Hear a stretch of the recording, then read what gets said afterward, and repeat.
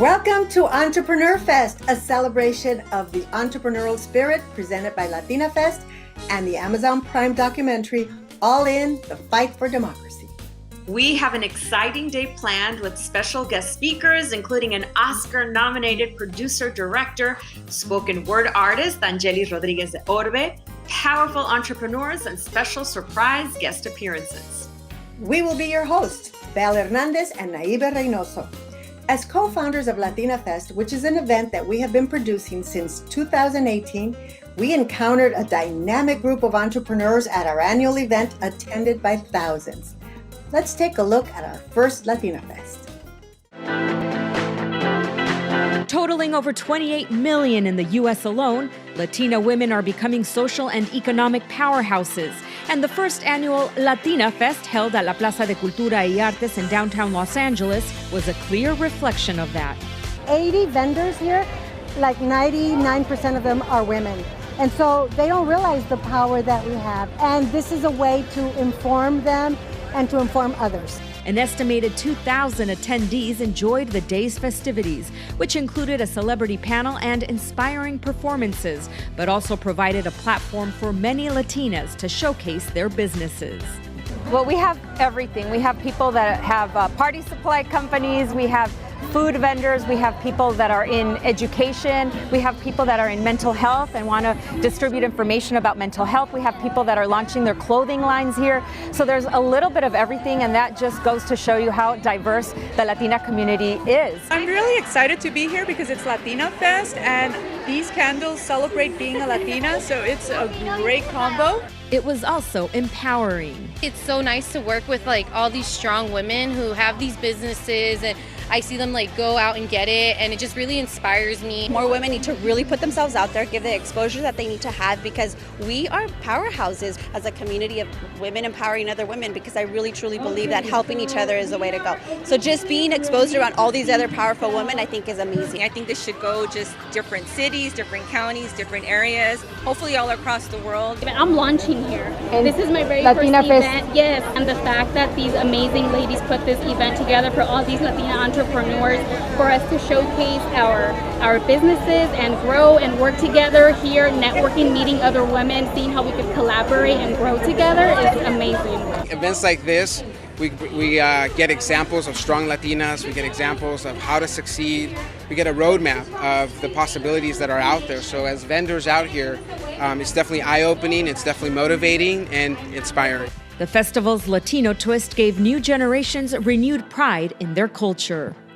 And all the cultures, Colombian, Puerto Rican, Mexicana, everything coming together has been the one thing I've always wanted, being a Latina entrepreneur. Para todas nosotras y para nosotros es una manera de darnos a conocer al mundo y que somos una voz más aquí en los Estados Unidos también. The morning yoga session and the Zen Zone was part of the event's mind, body, and soul component. This is not just for millennials. This is not just for mommies. This is not just for business women. It's for all of us. I think all of us as a group have to support and have to realize our power, that together we're stronger. Instilling pride in their culture for future generations and providing a platform for networking and encouragement for all Latinas to achieve personal and professional success.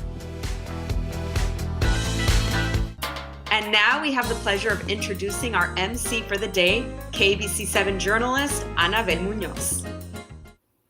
Hi ladies, Annabelle Munoz here with ABC7, and it is so exciting for us to be with you on this special day. As you know, LATINAFest helps develop, nurture, and empower Latina-owned businesses here in Los Angeles and around the country. And ENTREPRENEURFest is sponsored by LATINAFest and the Amazon Prime film, All In, The Fight for Democracy. This is to provide a virtual space for vendors to not only sell and showcase their unique products, but also learn business strategies and about resources available through entrepreneurs who are here to help during this pandemic. ENTREPRENEURFest will also offer inspirational speakers and leaders, storytelling through spoken word, virtual shopping, and we'll also explore Black and Brown unity through these unprecedented times. So let's get started and meet some of these amazing women. Hi, my ladies from LATINAFest. I'm Nelly Galan, the author of Self-Made, Becoming Empowered, Self-Reliant, and Rich in Every Way. You know, we're in a crisis, and there are many crises of your life. I had my first crisis at 5 years old, leaving my country and coming here. And life will bring you many crises, some that are, you know, earthquakes and floods and fires, and there'll be divorces and health issues, many crises. But that's why I want you all to become self-made, because that doesn't just mean being an entrepreneur. It means self-made means that to make it to the end of your life, you have to DIY yourself from the inside out. You have to always be ready to change, transform, pivot. And that is what this is about. We have to go with the flow. We have to know that this too shall pass. Every crisis passes. You know, I always say to my son, read history, read the Bible. Pandemics have happened a million times. He goes, is this ever gonna end? Is this year ever gonna? It will end. And in the middle of every crisis is a silver lining. There are opportunities. There are great things for you. And for all of you that have small businesses, go apply for those loans. Go get the money, because this too shall pass and you will rebuild. I'm so happy to be with all of you, and I have a gift for all of you. I've done 3 webinars for you, 3 hours that you can watch in your pajamas. I tell you, how did I make it? How did I become an entrepreneur? How was I able to retire by 45? Step by step, knowing nobody, knowing nothing, being an assistant, being an intern. How did I figure this out? I'm going to help all of you. So sign up for my self-made webinar mastery series. Here goes, becomingselfmade.com/mastery. becomingselfmade.com/mastery. 3 hours I'm giving you for LatinaFest for free. Just sign up and you'll be able to watch my entire story, all my secrets, step by step. Adelante. Well, hello. Just having all sorts of fun, and I have to have a refreshing drink in the middle of all of this because it's just been too much fun. This is my Mineragua. Isn't it beautiful? Put all these little fruit in there, and it's refreshing. And salud. But let's get started. Our next entrepreneur, she is a woman who has started 4 businesses, and she could tell you all about them. But today we're going to focus on Gigi's Organics. And what is that? Well, we will let our entrepreneur, Gisela Cachat, tell us all about it. So Giselle, how are you? Estás, Belle? Hi. It's always so good to see you. She is high energy. She's always a fun person to speak with. And today she's going to tell us about Gigi's Organics, because yes, she's had 4 businesses, but Gigi's Organics is very specific, and it's all about flavor. And tell us about what it's all about sabor. Well, Gigi's Organics is a company that manufactures, because I make them myself, adobo en sazon, organic adobo en sazon, which, you know, given our recent issues with a certain company that does some adobo en sazon, this one is completely clean and good for you and super healthy, and it is like flavor bombs in your food. And you are so timely with this, because now is the time when people are looking for alternatives. That's right. Alternatives. So you've been ready for this. So tell us about how you got started with sazon and how you go about putting sazon together. Well, look, here's the thing. This is what I use in my food, right? I have used it for forever. When I was doing Eco Rico and the cooking show, I'm a chef, by the way, as well as a few other things, an entrepreneur who starts companies right and left. But I created these blends, and I just thought, you know what? I did it out of necessity, right? The sazon was because I didn't want to use MSG in my food and in my daughter's food and in my family's food. And the adobo, of course, was because I used this completely growing up all the time. This is an adobo picante. What is adobo? Tell me what adobo is. Well, adobo is our salt. So I'm from Puerto Rico. I'm Puerto Rican Dominican. Caribe, which is why you see me on Instagram at Taste the Caribe. Adobo is what we use to flavor our food. My adobo is a specific blend. What we have in there are completely organic spices, oregano, turmeric, a beautiful garlic, and then I use a lake salt, which is highly mineralized, so it has less sodium, and it's all together good for you, right? So that's what I do. I use it in everything. We use it as our salt. So instead of just plain salt, you would use adobo, and depending on, well, that's that song, but you know, we've got them all back here. You see all of my beautiful bottles behind me. And tell me about that, because you not only gather all of the spices to make your sazon and adobo, you're also the marketing department. Oh, well, yes, I'm a marketing executive by trade, as well as an attorney, and you're all of those things. Well, look, here's the thing. I only create things that I believe in.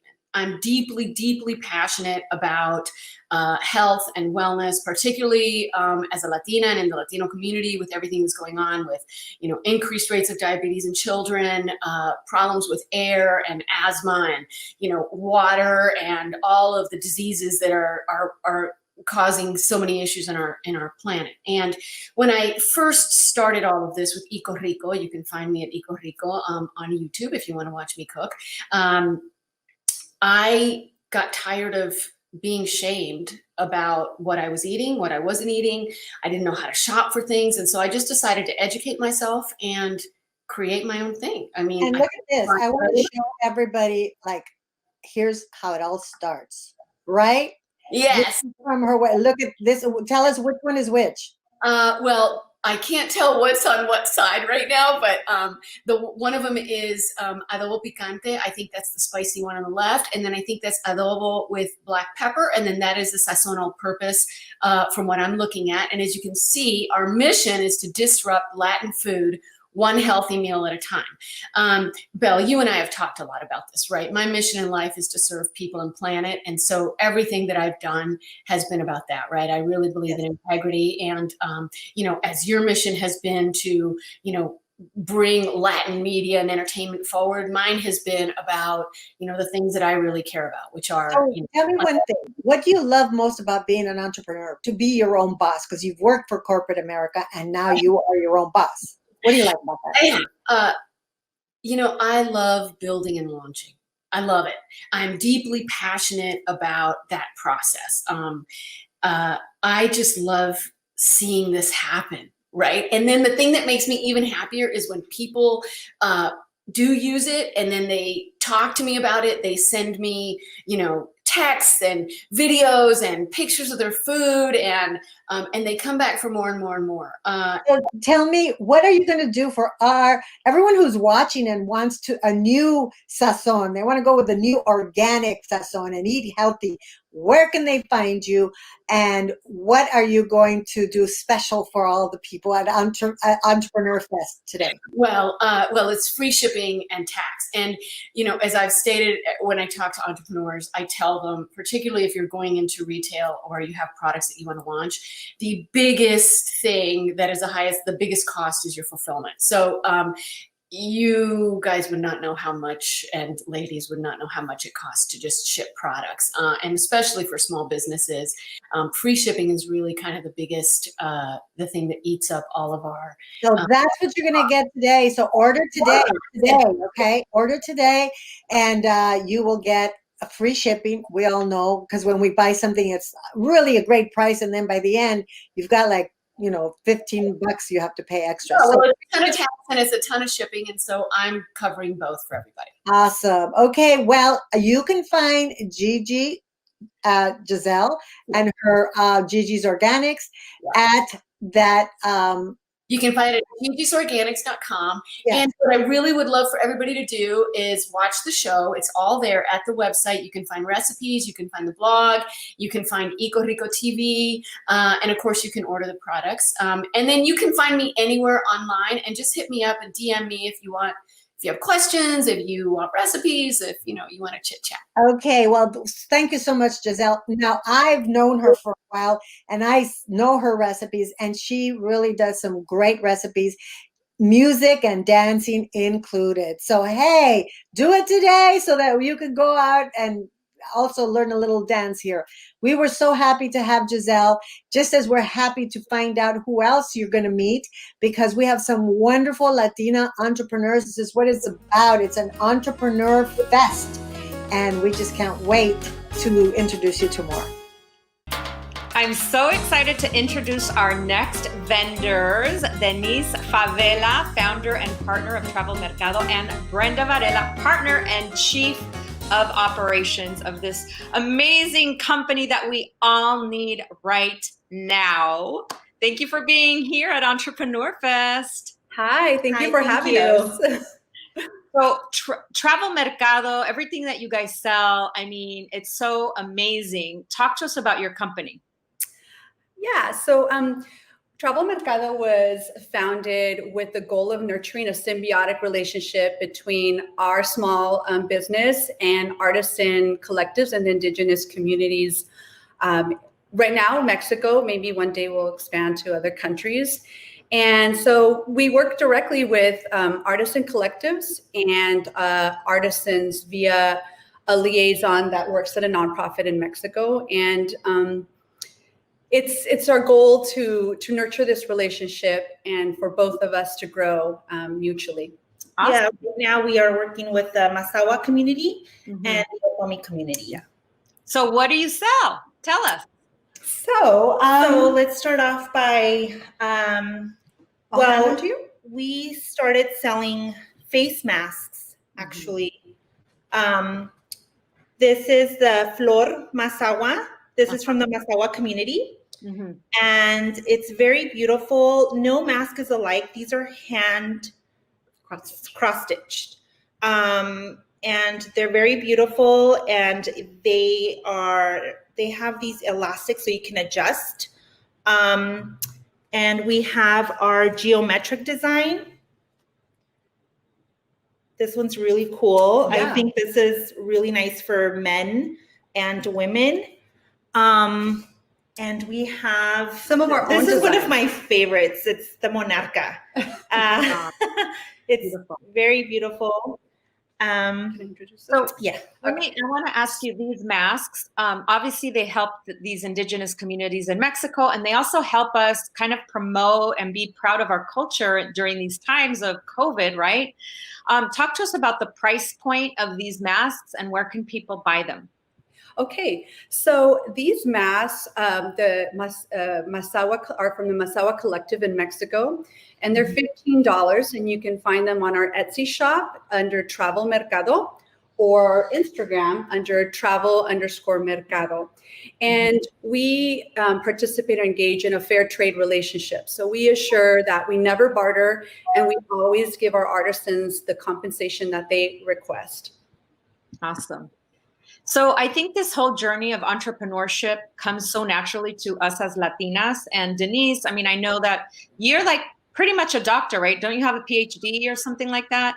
Well, I was a doctoral candidate in politics and international relations. And so my primary research was actually working on transnational immigrant communities and their economic through a collective economic investment in their home communities. Wow. So I do have a familiarity in terms of working with economic and educational development in Mexico through either collective programs or fundraising projects. And most importantly, I do have an understanding of the importance in investing through small businesses in Mexico. So why the pivot? And you know, Brenda, you can also answer this question. I'm just curious, why the pivot to, you know, you went through school, you're almost like a PhD level, and now you're pivoting and you're starting from kind of scratch, right? Like this whole new venture. Why the decision to do that for you, Denise? And then maybe after, I'll ask Brenda a similar question. So for me, the pivot was, as you might know, through some of the posts I've done is I got married after living abroad. I moved here, and I had a daughter who was born with a heart defect, and she needed open heart surgery at a certain point. And because of that, her condition really limited. We had to be quarantined basically since she was born, and I couldn't leave her in childcare. So I had to become her primary caretaker, and even more so now when I wanted to go back into the workforce after surgery. So I decided to start a business where I embrace this relationship that I had already engaged with in Mexico with my transnational community and with artisans, and find a way to support, even in its whatever small form, Mexican artisans and businesses. Awesome. Brenda, is this your side hustle, so to speak, or talk to us about you and what this is, I'm learning a lot through Denise, but I am a party planner. So when the pandemic happened, I guess in March, I was left with no parties, no events. So let's go shopping. Tell us where we can find these masks and all the other products you guys have. So we have an Etsy page. It's under Travel Mercado. And our Instagram is where we post a lot of our items as well. And that's travel_mercado. And we have masks and we have these beautiful napkins. They're also hand embroidered and there's no one alike. And we have these beautiful little purses. So we're expanding? We're expanding, yes. And we have these baking products. For like the concha. Conchas, who does marranitos, right? You guys have like a discount for everyone that's watching right now? What's the discount? For 10% off when you buy, we have a travel 10 for a discount code. And so, send us a direct message, or when you order on Etsy, remind us in your order that you have the travel 10 discount. Travel 10. All right. Well, thank you guys so much. I love what you're doing. It's amazing. And keep doing what you're doing. You're on the right path, obviously, because this is just beautiful. Thank you so much for being part of ENTREPRENEURFest. Thank you so much. Thank you. All right. Bye. Okay, so are you guys having fun? We are, and especially because we have someone here who is going to tell us all about her company, Serenity Bliss. Her name is Cristina Maravilla, and she is a businesswoman who started her business only 2 years ago. And I want to welcome Cristina. How are you? Hi, I'm doing good. How are you, Belle?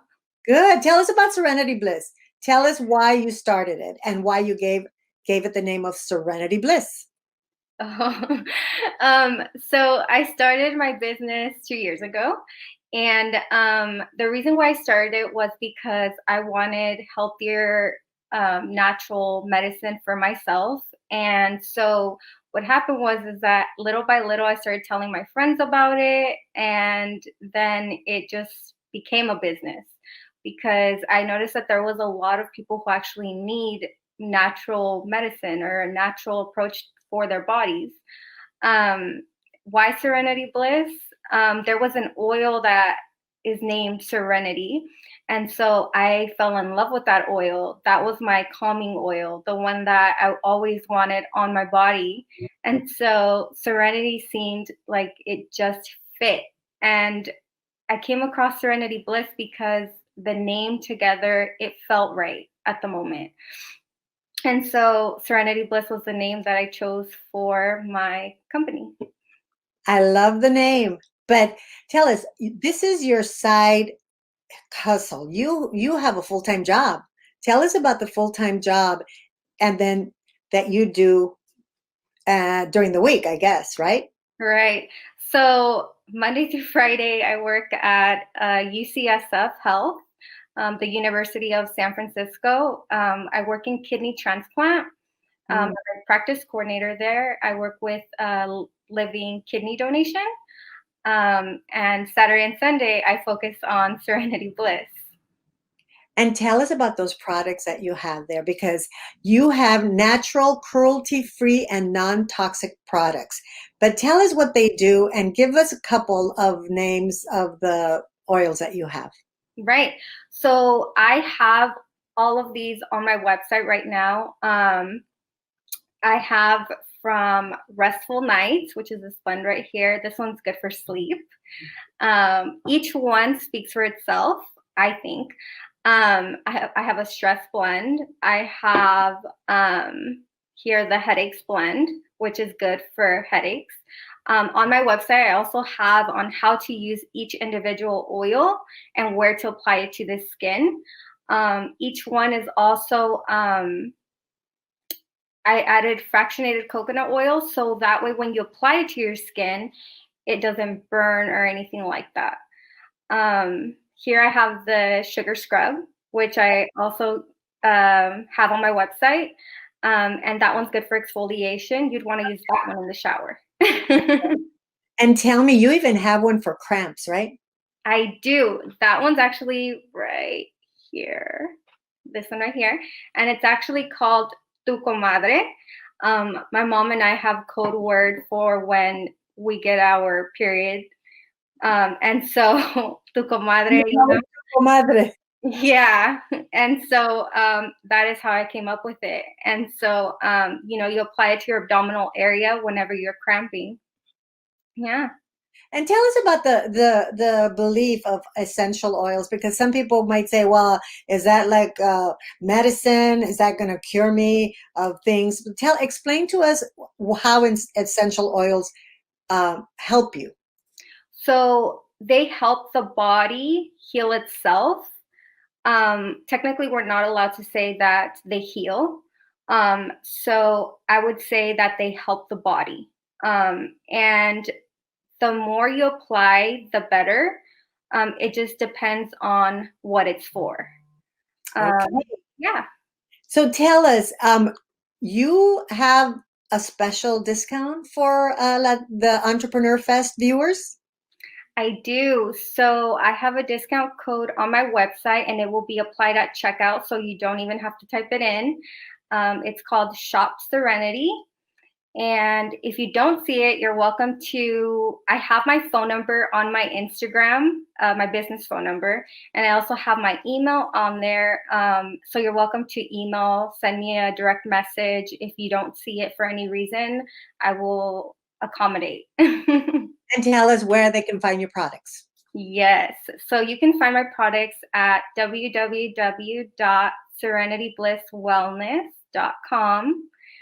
You can also take a look at them on my Instagram at serenitybliss_ or on Facebook. Yes, I've seen, that's where I follow you on Instagram. So definitely they look fantastic. I've used some oils before, and I got to try yours because there are some very specific ones I need. Right.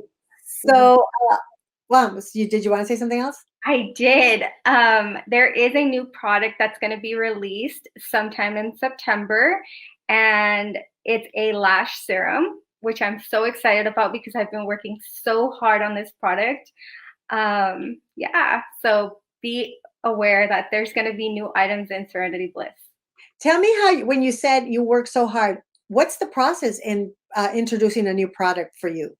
Well, how do you do that? For me, it's creating the labels. I do everything myself. So it's not just, it'd be creating the label, getting, wholesale from different vendors, and then also knowing for me what oils to put into what blend, because each oil has different essential oils that help for different things. And not only that, but also the smell. You want to make sure that it smells good. And that's about it. Okay. So, Christina, tell me your Latina secret. My Latina secret. Never give up. A great one. That's a great one. So thank you so much, Christina. Everyone, please go to her website and also find her on Serenity Bliss on Instagram. She has a discount for anyone who is watching today at ENTREPRENEURFest. We wish you all the luck, Christina. You are an awesome entrepreneur, and who also is working her passion, doing that as a business, and hopefully soon that will be your only business, don't you think? Yeah, maybe one day. But I love my job. All right, well, there you go. Okay, guys, we'll be back with some more vendors and more entrepreneurs, some more fun, so don't go away.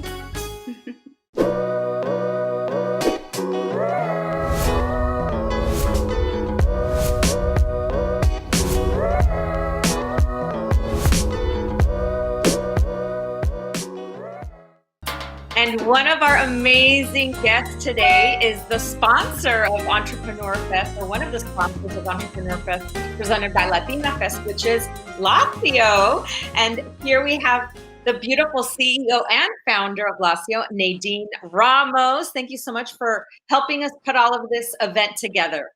Oh, it was such a great pleasure. Thank you so much for having me, Naive. Nadine, this event is all about entrepreneurs, all about Latinas, and you really embody an empowered Latina. You have a company that has grown and has, stood the test of time. Talk to us about the scope of the size of your company.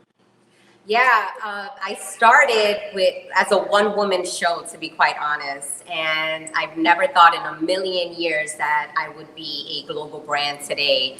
And today we have over 20 employees. We sell to over 25 countries, and we are nationwide as well. Wow, amazing, amazing. So Lacio Professional Hair Care has a lot of different products, and most of the products are for our type of hair, ethnic hair, Latina hair. Talk to us about the products that you have. So we manufacture quality products to restore health back into the hair while bringing manageability and providing a frizz-free lifestyle to our customers. We understand that, especially Latinas, we suffer from frizzy hair. And so it's important for me to create quality products to combat that, where we could be confident in our natural hair and embrace who we are. Obviously living life frizz-free. So that was really important to me, to create products for all hair types, and with knowing that frizz is the main problem here. Right. And what I also love about you and your mentality and your mission is that you also help other entrepreneurs. You wrote an ebook called Unlock Your Inner Boss, How I Created My Table in the Beauty Industry, because the beauty industry is super competitive, yes, but you found a space there. Talk to us briefly about the book, and then after, I would love to see a demo of how these products work. Absolutely. Yeah, so I created a very short ebook called Unblock Your Inner Boss, and it was really created for those who feel stagnant and lost in pursuit of their dreams. It's a 6-chapter book that really has great tools and takeaways that you can apply to really any struggles that you're going through as a new entrepreneur. And it's an honor to be able to share my story and hopefully inspire many others who really have a dream in any business. But as you mentioned, it was hard breaking barriers in the beauty industry. It's very competitive, and I think the true thing in being successful in something like that is staying true to who you are and really having a strong foundation to overcome those major trials. So. Right. Well, thank you for being a trailblazer in the beauty industry for us Latinas. Oh, thank you. I'd love to see how your products work. Yeah, so today we're going to focus on one product called PKM. We have our wonderful model here. Her name is Amber. She suffers from frizzy hair, right? And so I knew I wanted to create a product that would be very versatile and act as a 3-in-1. So today we're going to use my TKM, which is an amazing styling product. It is going to add texture to her hair, give her a light hold, and add shine. As you can see, she has a natural curl pattern, but again, a lot of us suffer from that frizz, right? We need products that are gonna hydrate our hair, put health back into our hair, so when we style it, it looks nice, right? We can style our hair when it's not healthy and the finished look is not what we want, right? So as you can see here, I wanted to show you briefly on how the product looks. So this side is done. We added TKM into her hair, just one styling product, and we used a wand to define those nice loose curls, and I'm going to show you how to do it now. So first you start with, I'm going to start with the front just so you can see how super fast and easy it is. You spray our TKM. It dries instantly to, and again, you can use any tool of your choice. So if you're going for a looser curl, you want to use a bigger wand or a curling iron. If you want to define your curls, let's say if you have really nice ringlets, but sometimes it's really hard to keep them intact or frizz-free, this is how you would do it. You would take a wand and just wrap the hair around there. Her hair right now is coated with the TKM, so it's protecting her hair from the heat. And as you can see, it's like instant dry, beautiful shine, a defined curl. And you would just carry this throughout the hair.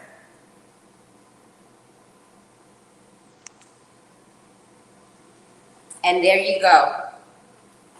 So what I love about the product is, again, it works on all hair types and it's such a lightweight product.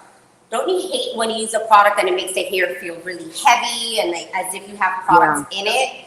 This is so lightweight, so natural. I mean, look, I could run my fingers through your hair right now. And it still holds that shine. It still leaves it movable, manageable, very natural looking versus stiff or heavy with like products in it. It doesn't look like there's products in her hair. Right. So you would again just kind of do that throughout the entire hair.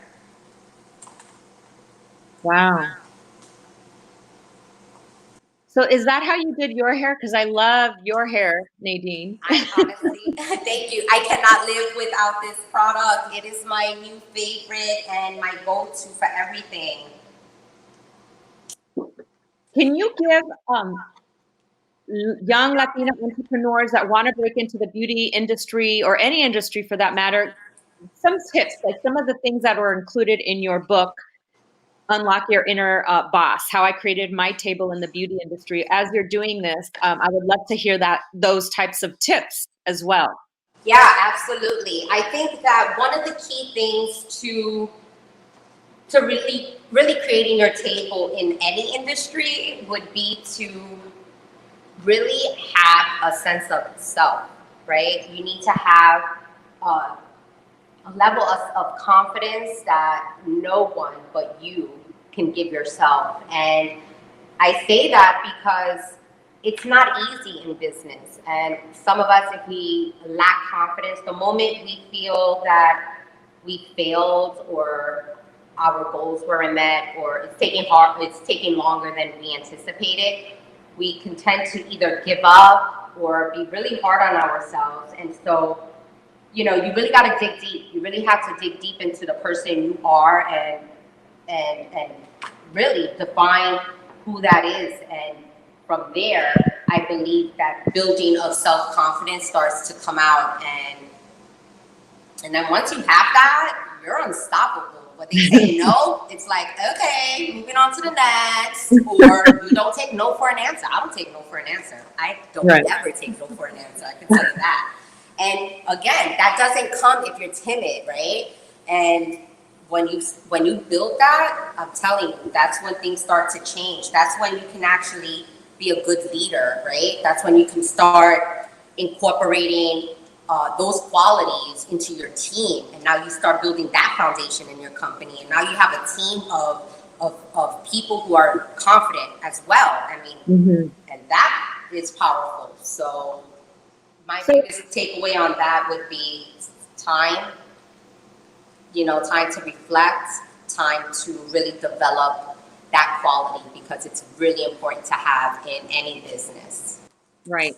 And developing this self-esteem and that confidence is something, it's like work that you need to do on yourself, on your own, right? No one really can give that to you. Exactly. That comes within, and, tools that you can do to help bring that out, because the truth is, really, no one can take that out of you. That comes within yourself. So just practicing things like setting standards for yourself, and not swaying from that. That helps develop self-confidence. Challenging yourself, right? Like hard challenges, things that are really going to make you sweat. And and when you find yourself successful in those things, again, that starts to build that confidence. Right. I really love that takeaway, setting standards for yourself and not swaying from those standards, because those standards could be in all aspects of life. It could be, what you accept from your partner in life, or your boss in life, or your friends, right? When you start kind of valuing yourself, then that confidence starts building. And we know that you have the confidence, because look at you, boss lady. Again, you need that. So that's it's one of the tools that has allowed me to get so far, especially in this industry of being male dominant. There's this beauty industry has been passed down to generations, grandfathers passing it down to their sons and their forth. So I learned very fast and early on in my career that, I had to set my own standards. I had to commit to my expectations. And with that, there was plenty of times where I had to say no to big deals, and not think so much about the finances, but I thought about, how does this complement my brand? How would partnering up with this company complement my brand? Are they going to silence my voice, right? For their benefit? And a lot of the times that happens, and you need to say to yourself, I need to stay true to who I am. There's no dollar amount that's going to change that. And at the end, it's rewarding. It really is. Right. This year, we took a leap of faith, and with everything happening, we obviously didn't expect this to happen. But as a company, we all agreed that it would be best for us to go direct and not focus so much on distribution. And for those in the beauty industry, the importance of distribution. That really gets the brand out. That helps with sales nationwide. And we just realized that wasn't the best approach for our business anymore. And so we took the leap of faith, decided to go direct, and within months, we grew our brand successfully, independently, by 40%. And so we are so proud to stand by who we are and stay true to who we are. And again, it is like, is this the right thing to do? And look, in just months, we were able to do that, even during such a time like this. So your model there, I'm loving what's happening there with the product. And, all her curls are nice and non-frizzy. Yes, we're getting there. I only have a few more pieces. And then I'll show you exactly how we finish the look off using TKM. Okay. So most of your customers, you said, are direct. So does that mean they buy directly from your website, or what does that mean exactly? Yes, that means that we sell directly to both salon professionals and our retail customers directly from our e-commerce site. And so for the salon professionals, we provide virtual education and marketing support. And for our retail customers, we provide a very easy, user-friendly checkout system on our website so they could just purchase our products with ease. So as you can see here, I am done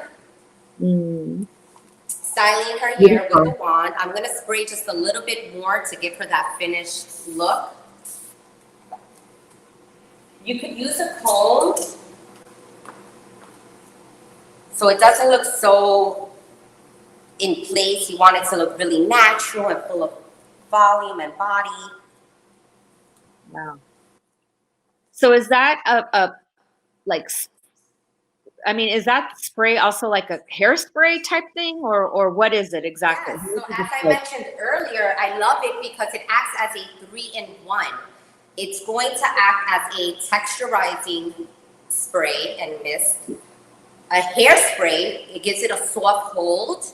And like a serum, it gives it that shine. So you're getting a 3-in-1, and when you're styling your hair, you're usually looking for those 3 elements. You're looking for that texture to come out. You want that soft hold so that she can look fabulous for 8 hours and not worry about her hair falling.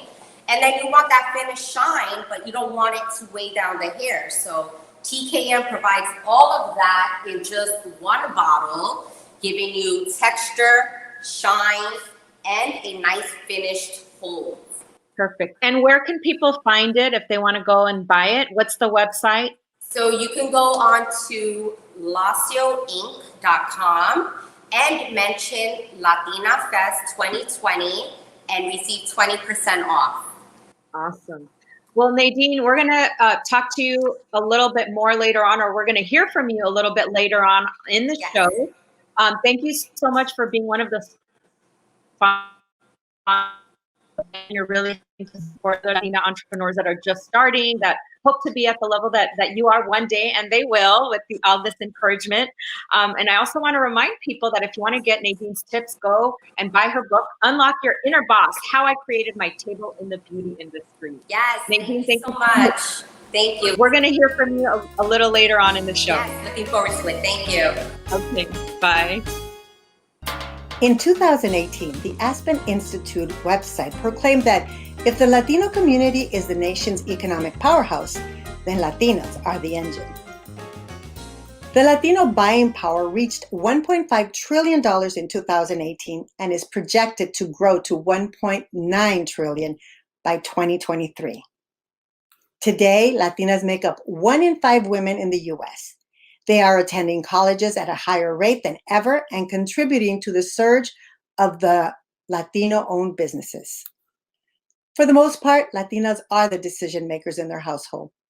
The 29 million U.S. Latinas have made significant strides over the past 2 decades. Latinas are driven to do more, speak louder, and take on positions of influence that were less attainable in the past. According to the National Women's Council, there are over 2 million Latina-owned businesses in the country, a growth of more than 87% since 2007. You have met some of these women here today at ENTREPRENEURFest, and we'd like to acknowledge one more. Laura Semtoma created her own skincare. It's called Reveal You Skincare, and it is 100% natural, formulated to assist in the natural balance and flexibility of the skin. It is 99.5% chemical-free, alcohol-free, fragrance-free, paraben-free, oil-free, vegan, and cruelty-free. Reveal You Skincare began in 2014, intent on discovering skincare products that could protect and rejuvenate the skin. Their products have been featured in several publications, and they are lauded by the men and women who use them. We acknowledge you, Lori, and we thank you for being part of ENTREPRENEURFest. Hello, LatinaFest. It's Gloria Calderon-Kellett here, the creator of One Day at a Time. I'm here in my Tostones t-shirt, working from home, and I wanted to send love to all of you at LatinaFest. Thank you for being badasses, chingonas, out there crushing it. We need you, we see you, and you are making such vital and positive change. So sending love and un besote. All right, bye LatinaFest. Adios.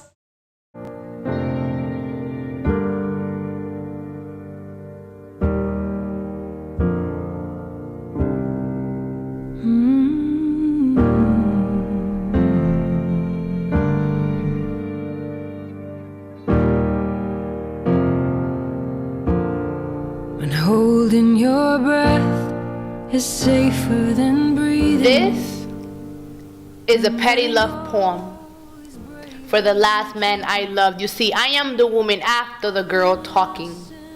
And you're no longer the light at the end of the tunnel, you're the tunnel itself. Let every woman before me and after know that I loved you into a better version of yourself, so you and they are all welcome. I don't love you anymore. But black boy, I still owe you an apology. Because you were never meant to become an ex. At a crossroad, intersection of mass incarceration and mass deportation, you did not fly 3 continents to be called dangerous. So undocumented black boy, I'm sorry. I'm sorry that they used you for target practice. That when the guns don't work, they use deportation as an alternative. That loaded the rifle with xenophobia and racism and rename you 2 birds, 1 stone. But if I can make a metamorphosis out of every argument we ever had and every toxic word we ever whispered, I'll turn them into love letters and I'll deliver them straight to the heart of every bigot who hasn't been blinded by the beauty of your smile. Undocumented black boy, when they call your smile a grimace, when they call it talking back and snapping back, when there are too many witnesses who take your life, so instead they ask you for your papers, remind them that there's a Dominican woman you done did everything to who still forgave you. An atheist, you made believer enough to pray for you. Even if they come home, you make the impossible possible, so how dare they mess with you. Undocumented black boy, 3 years have passed since we moved on, since I opened up my wings and let you go, but I'm still waiting on your call. The one that comes at 3 p.m. when you finally swallow that pride and you whisper those 3 beautiful words that will crack me open like ice does. On New York City sidewalks I slip and fall all over again. Call me up on a Sunday afternoon and finally tell me that, Jelly, I am safe. Don't you worry about my deportation or my death anymore. Undocumented black boy. I still pray your best friend never calls me crying, sobbing because a cop confused your hands for shotguns, your wit for resistance, and then calls your existence illegal. I hope I get to see the day that another woman creates a child with your eyes, with your birthmark. I hope I get to see the day that you walk down the aisle dressed in nothing but survival. Proof to me that prayers do in fact work, because I get to see you grow wrinkled and old with the woman you love. You see, the only thing more painful than you moving on is you never having the ability to do so. So do so. Live. Breathe. Because there's an atheist Dominican woman who till this day prays for your safety.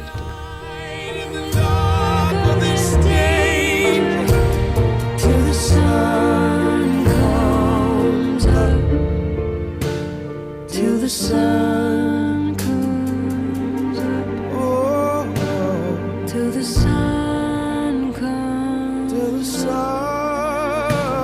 till the sun comes up. And we just listened to that amazing performance by poet and activist D'Angeli Rodriguez del Orbe, undocumented black boy, and we are so happy to have her here in ENTREPRENEURFest. Welcome. Welcome. Thank you so much for having me. I really appreciate it. Thank you so much. That is such a powerful poem. You wrote it, right? Definitely. I wrote it about 4 years ago. I started in my senior year of college and I finished it 1 year out when I began performing poetry. Right. So talk to us about the message that you wanted to convey, because that poem is so relevant today with everything that's going on, right? Yes. So I was undocumented all through my childhood in the U.S. since I migrated when I was 8 years old, through high school and eventually through college. And something I noticed was that you were from the Dominican, or you are from the Dominican Republic, correct? Yeah, so I migrated from Dominican Republic. I grew up in New York, in the Bronx, New York. And something that I always noticed was that my story wasn't really in the news, right? There was little to no coverage of Dominicans and migration, even though Dominicans are kind of the fifth immigrant population in the U.S., right? So along with Dominicans not having representation, it was also the fact that Black immigrants were incredibly underrepresented in media. And when a story is not presented in media, that means that there are less access to resources, right? Because folks don't know that we exist. So when I wrote Undocumented Black Boy, I wrote it, one, to challenge the bad versus good immigrant narrative that we see on TV, right? And second, to really highlight that Black immigrants are also here, right? That Black immigrants have a voice. And that Black immigrants lay at the intersection of mass incarceration and mass deportation, right? That not only are they targeted by ICE, but they're also targeted by ICE because they're targeted by police. So Undocumented Black Boy was the way to create visibility for Black immigrants, especially Black immigrants with a criminal record. And also to write about love, right? And the importance of love in these kind of narratives. Right. So you wrote that 3 years ago. It's still very, very much a topic that we're talking about now, right? With Black Lives Matter and with the targeting of the Black community, and obviously within that, the Afro Latinos that have even more barriers and challenges. Can you talk to that? Yes. So again, Black immigrants are also disproportionately policed, right? And something that we see is that for the most part, Black immigrants end up in proceedings or end up in deportation proceedings because they've been targeted by police, right? And they're disproportionately targeted. And we see that in Black Lives Matter, right? Before a cop interacts with you, they do not ask whether you're an immigrant or not. The first thing that they see is that you're Black, right? So Undocumented Black Boy was a way to kind of shed a light on Black boys, right? No matter where they're from, and how they are disproportionately targeted. And a few years back, the Black Lives Matter movement publicly recognized, right, that along with challenging police brutality, we also have to highlight the Customs and Border Patrol's influence, right, and intervening when it comes to Black people being targeted by enforcement. So it's a correlation that can't be ignored. Mm-hmm. And is the main character in that poem based on someone you know, or is it kind of like a fictionalized character of a lot of different people that you've known? So the poem was written about someone I know. At the time, I was dating someone who was also undocumented and someone who was Black. He was from Guyana. I was from the Dominican Republic.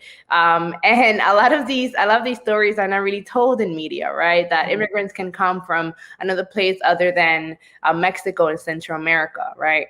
So I really wanted to highlight not just Caribbean immigrants, but also Guyanese immigrants at the time. So so the poem is about someone who is very well aware that the poem is about them. So awesome.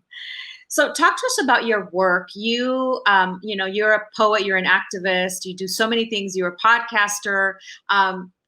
Share with us all of the things that you are doing in this creative space. Yeah, so right now I am also an organizer with an organization called Undaki Black. And this organization basically creates space and community wellness and facilitates access to resources to Black immigrants, to Black formerly undocumented and currently undocumented immigrants in the US. So that's kind of like my organizing work. And then on the side, I also do poetry, but I also co-founded a podcast. And the podcast is called Loose Accents. And Loose Accents is basically a podcast that was meant to connect and look at the similarities and the differences of immigrants in the East Coast and the West Coast, because there are two very different cultures when it comes to migration, right? In the East Coast, especially in the Northeast Coast, the population of immigrants is predominantly Caribbean, right? Mostly from the Dominican Republic. In Miami, you have predominantly Cubans, and you also have a lot of Puerto Ricans that grew up alongside with me in New York. So, in the West Coast, then you see a difference that for the most part, immigrants are Mexican or Central Americans. And that allows for kind of the dynamics of migration to be different. And also the way that immigrants survive tends to be different depending on where they land after migration. So the podcast is meant to highlight those stories and to really make a space for those differences and those similarities and say, hey, we're here, right? We're different, but there are also some similarities that go a long way, right? That this struggle for a better life, right? This surviving, and this like kind of pushing forward, no matter what your status is or how much money you came to the U.S. with, right? And those are the stories that we hope to highlight and make a space for, especially within the immigration movement. Awesome. Well, I definitely feel like art heals, and you are doing so much for our community. Thank you so much. If people want to find your podcast, your website, if they want to hire you for, being a spoken word artist at any of their events or a keynote speaker, where can they find you? They can always go to my website, DangeliRodriguezDelOrbe.com, and there they can find information about my podcast and also how to contact me, and also all the links to all the work that I have right now that is public, and hopefully work that is coming soon in the fall 2020. Awesome. Sounds like you have something, under your sleeve. Definitely. Awesome. Well, thank you so much. Thank you so much for having me. No, of course. It's always a pleasure to have you, and keep doing what you're doing. Thank you so much. Have a good one. Bye. Hi, this is Belle Hernandez, and I want to welcome you to ENTREPRENEURFest, where we are going to highlight some of the most badass Latina women who are running their business and doing a great job. One of those women is Melanie De Leon, and she is the co-owner of Sobekana Designs. Welcome, Melanie. How are you? Hi, thank you for having me. I'm good. Okay, so excited because ENTREPRENEURFest is all about celebrating entrepreneurs. So tell us, how long have you been in business? We've been in business 2 years, a little bit over 2 years now. And what sparked the idea for the products that you sell? Well, being raised in Southern California, but spending all my summers in Guatemala, Central America, I picked up both cultures, aside from being first generation. And so I saw a lack of merchandise, basically going to the stores, just regular stores, Target, Walmart, and it's not necessarily all the characters and icons that we associate with, and relate to. So I saw a gap in the market, and it went well with my degrees. And so we decided to launch our own product line. Wow. And tell us about your products, because you have some amazing products. I see some in the back, which are the clutches. Tell us about those and how you came up with that idea. This idea actually, yes. This idea came up. This is our standard signature piece that this collection started the whole line.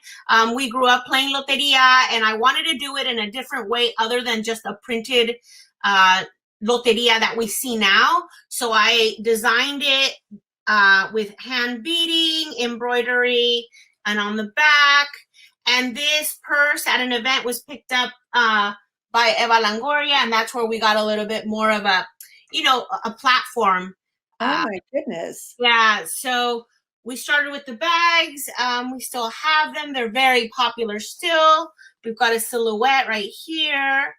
I love that. That's one of my favorites. Yeah, then it's La Querida Frida. And then we launched, 2 stickers and air fresheners and bracelets. And right now we're launching our summer totes as well. It's a really big size, a nice shoulder drop. So you're not difficult. We have her, and we have Maria too. And they're really nice and sturdy. You can use that for shopping. You could use that to go to the beach. There's so many uses, and you're in culture. Yes, exactly. So, and it's a really nice product, commercial ready and made by a small business. It relates to us, and it's a good, nice, solid product. Right here, I also have the backpacks that now are coming in. Also, hand beaded and embroidered. Oh, that's a backpack. Turn it around. Yeah. Yeah. Oh, I see. That nice. Very nice. Yeah, really simple, like really comfortable. I've been using them myself. You know, I like to test my product, make sure our clients and our customers are happy with the product. And then, you know, air fresheners, again, that relate to us and represent us and, you know, what we stand for and who we are, you know? So what was the hardest thing, Melanie, about opening your business? What was the hardest thing? I think just people getting to know us and who we are and what we stand for. You know, it's now, I mean, a little bit after 2 years, people are like, oh, that's a Sobekana design, you know, or You're known now. yeah, and I love to see that. I love the stories like, oh my gosh, I remember when I was little, I saw, you know, Topollillo, or I saw, you know, behind me, you can see Ñaca Ñaca. Right here, you can see Chiqui Dráculas. I don't know if you remember him. And, you know, it's just people tell me so many stories about their childhood and what they remember. And they love seeing product now that relates to them. So tell us, where can people find your products? Well, for right now, other than that, you can find me everywhere. Once COVID is over, you can find me at most, you know, Latin events or Latin influence events. But right now we're online at Sobekana.com. All our merchandise is there. We have Instagram. You can always contact me. We love speaking to customers. Yeah, that's pretty much where you can find us.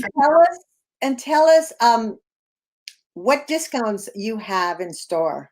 Okay, so if you go into my website, put your email in, you'll automatically get a discount. If it doesn't work, contact me. We're personable. Just let us know, and we can always go in and apply it. But yes, there's already a discount set up in there for you guys to enjoy. And that's Sobekana.com, correct? Sobekana.com, correct. Okay, so everyone, please go and visit Melanie at Sobekana.com. Get your discount so that you can get some of these wonderful items. Thank you so much, Melanie. We really appreciate you. We appreciate all your products. They're beautiful. And I just want to say goodbye and for now, but we follow you. So we're always looking at your new products at Sobekana and on Instagram, right?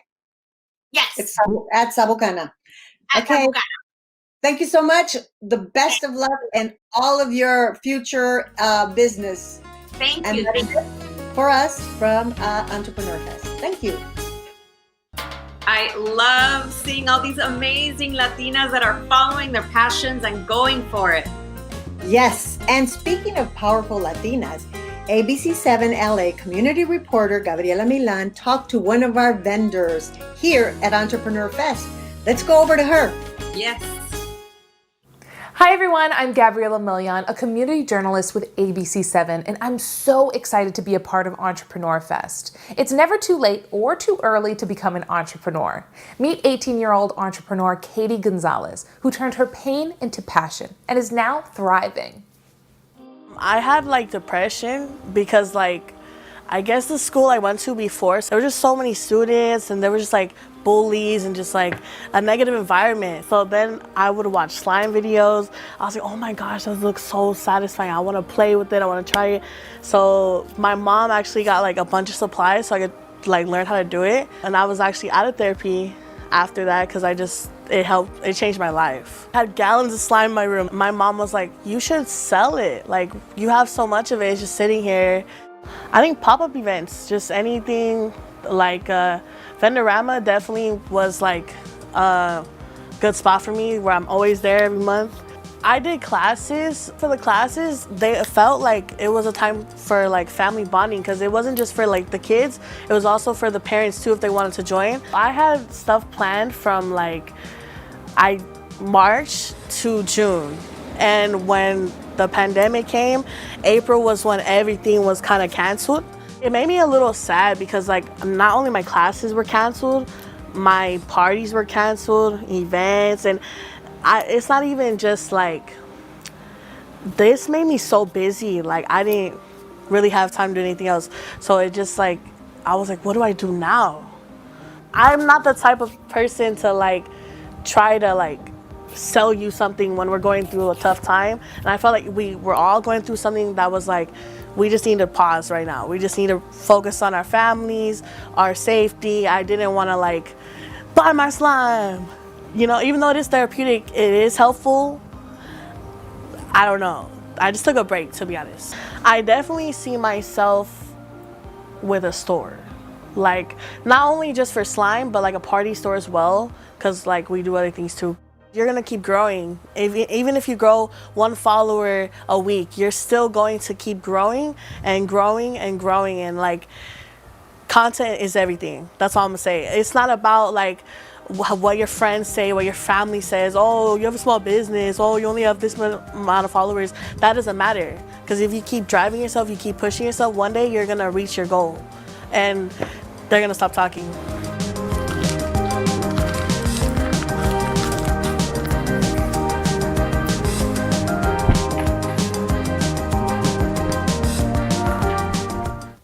Now to more wonderful entrepreneurs. So our next entrepreneur is amazing. Jessica Perez from Magavi Hats. She is representing the company because it's your mom, I believe, right? The owner of the company. Yes, correct. My mom is the owner of the company. I just try to help her out any way I can.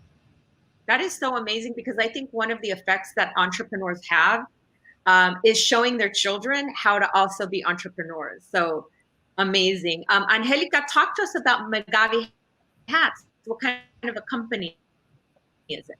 So Magavi Hats is more than a company to us. It's more of a tradition that we pass down through generations. My mom was born in Guanajuato, and the village she's from, they really do make most of their income from creating hats. So her first job as a child was in the business of hat making. So just being able to bring it to this country and share it with not only our immediate family, but with strangers that are turned to family now, it's really amazing. Right. Yeah, because you guys are giving work and jobs to those craftsmen and artisans in Mexico, right? Correct. And they're just creating their art and sharing it with so many people to be able to add it to their style and their closet and accessories. And it's really good to know that we're giving back to our community back home, knowing that this money could be used to feed themselves or provide a roof over their head. And those hats are beautiful. So show us a few examples of some of the hats that are sold by Magavi. Of course. So this is one of our newer hats. So we have 2 different styles. This one could be used more for like the winter. It's a little more cottony, and this is part of our summer collection. Yeah. So another thing that I really like about Magavi Hats is that you guys are not, it's a company that is not appropriating art or styles. You are Mexican American. These hats are produced by Mexicans. This is like a true 100% authentic product. And all the money is going back to our community in Mexico and here. So kudos to you guys. I really love that hat behind you. What is that one called? The on the other side, that one. Yeah. This one is our Carlos Explorer style. Would you mind like kind of putting it on so we can get a sense of like? So most of our hats are going to be adjustable. They come in different sizes, and again, they are all created by artisans in Mexico. So, más o menos, how much are the hats? So our hats range from $30 to about $80 on average. We do have some hats that are a little more expensive, but on average, they are from $30 to $80. And that is really, really reasonable because there's so much expense in importing the hats and having them handmade, not by a factory, but by actual people, right? So I think that's such a reasonable price. Talk to us a little bit more about another style that you had. I think you showed us a few a little bit ago. So talk to us. Can you show us and like talk to us a little bit more about like that black one behind you? The big like is it velvet? No, it's not. It's wool. It's So- wool. Wow. Beautiful. And then the strap, can you lift it up a little bit? That strap, is it an interchangeable? It is. So these are also made, these are embroidered, but you can also take them off and switch them for whatever style you want. So you can just go with a simple, like all black look, or you can interchange these straps as well. Wow. So, yes. Do And you these have are as well. I'm sorry? Do you have other straps you can show us so people can see the variety? I do. So this is one of our newer styles. They're all pretty floral, which Yeah. keep like just kind of like in a Mexican tradition. Right. And this is one of my favorites. Uh-huh. That's beautiful because if you're wearing like all black and the black hat, that little floral thing kind of just gives it that pop. Yeah. Right? It's just a staple accessory for sure. Right. And you can, like you said, buy a few different ones and change them out depending on what your outfit looks like. Tell us show us some other styles. Yeah, of course. So this one right behind me is hand woven from palm, and it's from Yucatan, which is just, I feel like, so beautiful because the place it's made of is so tropical and beachy, and it's the perfect place to wear this. Right. That is beautiful. And I cannot believe that's actually like real. Is that real palm? Correct. Oh my goodness. And how much is that one? This one is going to be $95. $95. Well worth the money. And I understand that you have a surprise discount for everyone that's watching right now. What is that? Yeah, so it's going to be LATINAFest 2020, and you will get 20% off. And that's on your website at checkout? Yes, on Magavi.co. Okay, how do you spell Magavi? So I guess it's right there, but just repeat how you spell it so if people want to check out your hats, they know which website to go to. It's megavi.co. Right, and then you guys are also on Instagram, also Magavi? It's Magavi Hats. Perfect. Anything else you'd like to add before we say goodbye and when we invite everyone to go to your website? Just thank you so much for this opportunity and allowing us to share our culture with your viewers and LatinaFest fanatics. Awesome. Angelica, thank you so much. What an amazing experience to be helping your mom, being an entrepreneur. I'm sure she's a great role model because after all, being an entrepreneur isn't easy. So I'm sure you're learning a lot, right? Especially when entrepreneurs are not only, just it's the business, it's the sacrifice of coming to a new country and trying to provide for your family. I think it's a very big sacrifice. Again, like being Latina, coming to an unknown world that is the business world, but also another world that speaks a completely different language than you. Right.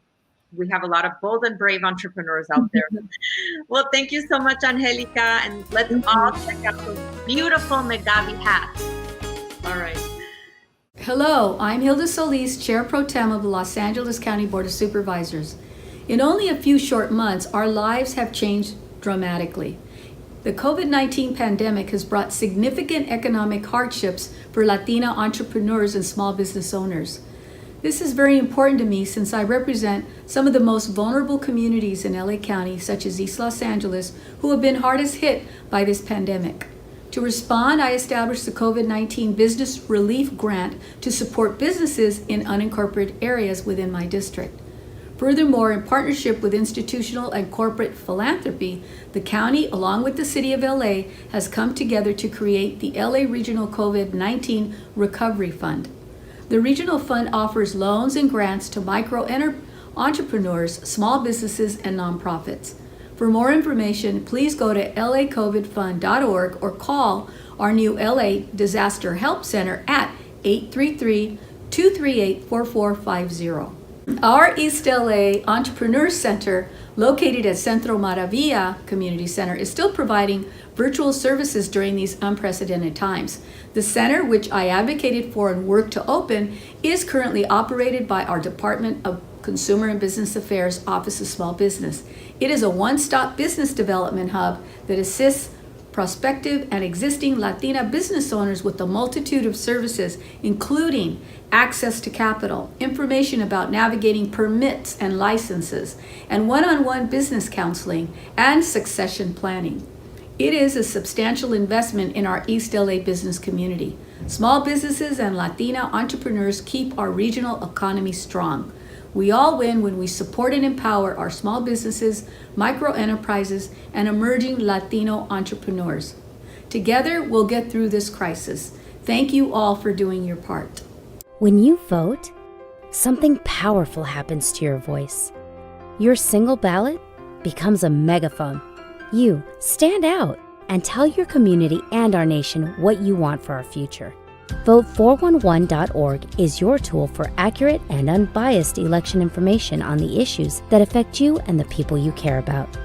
Through Vote 411, you can register to vote using our online form that only takes a few minutes to complete, available in multiple languages. Check your registration status and find out where to vote right on the Vote 411 homepage, and get important up-to-the-minute information on the elections happening in your state and local community through the Vote 411 interactive map. Your voice is strong and important. It is a critical part of our democracy. Vote411.org is your tool for all the election information you need. Get online, get the facts, and make your voice heard on Election Day. Powered by the League of Women Voters Education Fund.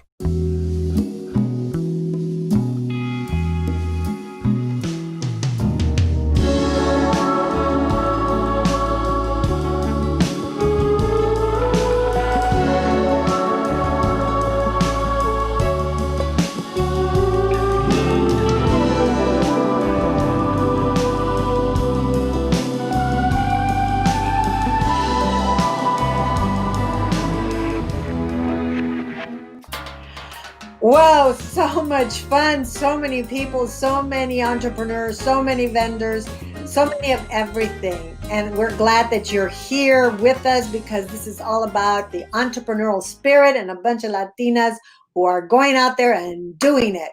They're starting their businesses because they have a passion for that. And one of the persons that has that passion is Cecilia Torres. She has a business called Folklore Accessories, and I would like for you to meet her now. Cecilia. Oh, ¿cómo estás, Cecilia? Muy bien, gracias. Thank you. Thank you for having me. Of course, of course. I love your business. You've been in business since 2014. Correct. And you sell the most awesome products. Tell us about what kind of products you sell. And if somebody were to say, what kind of store does Cecilia have? Or what kind of products does she have? You would say what? Well, we have folkloric accessories. The name says it. We specialize on accessories. Everything is handmade. And our accessories are all inspired in our Latino culture.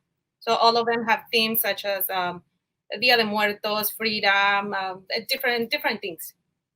So show us, well, before you show us your products, let me ask you, what is it about running a business? Because I know that you also are a teacher, right? Tell us about that, the teaching job that you have. Well, actually, I started the business because of the teaching. I bought a fabric to put it on my classroom on a bulletin board. Mm-hmm. And when I was about to staple it on the wall, I thought it was too pretty to be there covered with, with dust or the student work will cover it.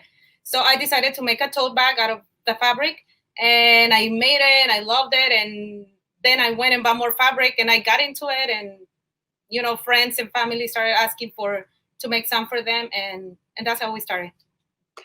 And you started making the products. So how do you get the ideas? Because you have a lot of products. You have a tote bag, but you have little coin bags. You have little rolls where you put your brushes or your lipsticks. So how do you come up with the ideas? Is it you just like think of something and say, oh, I haven't seen that, let me make it?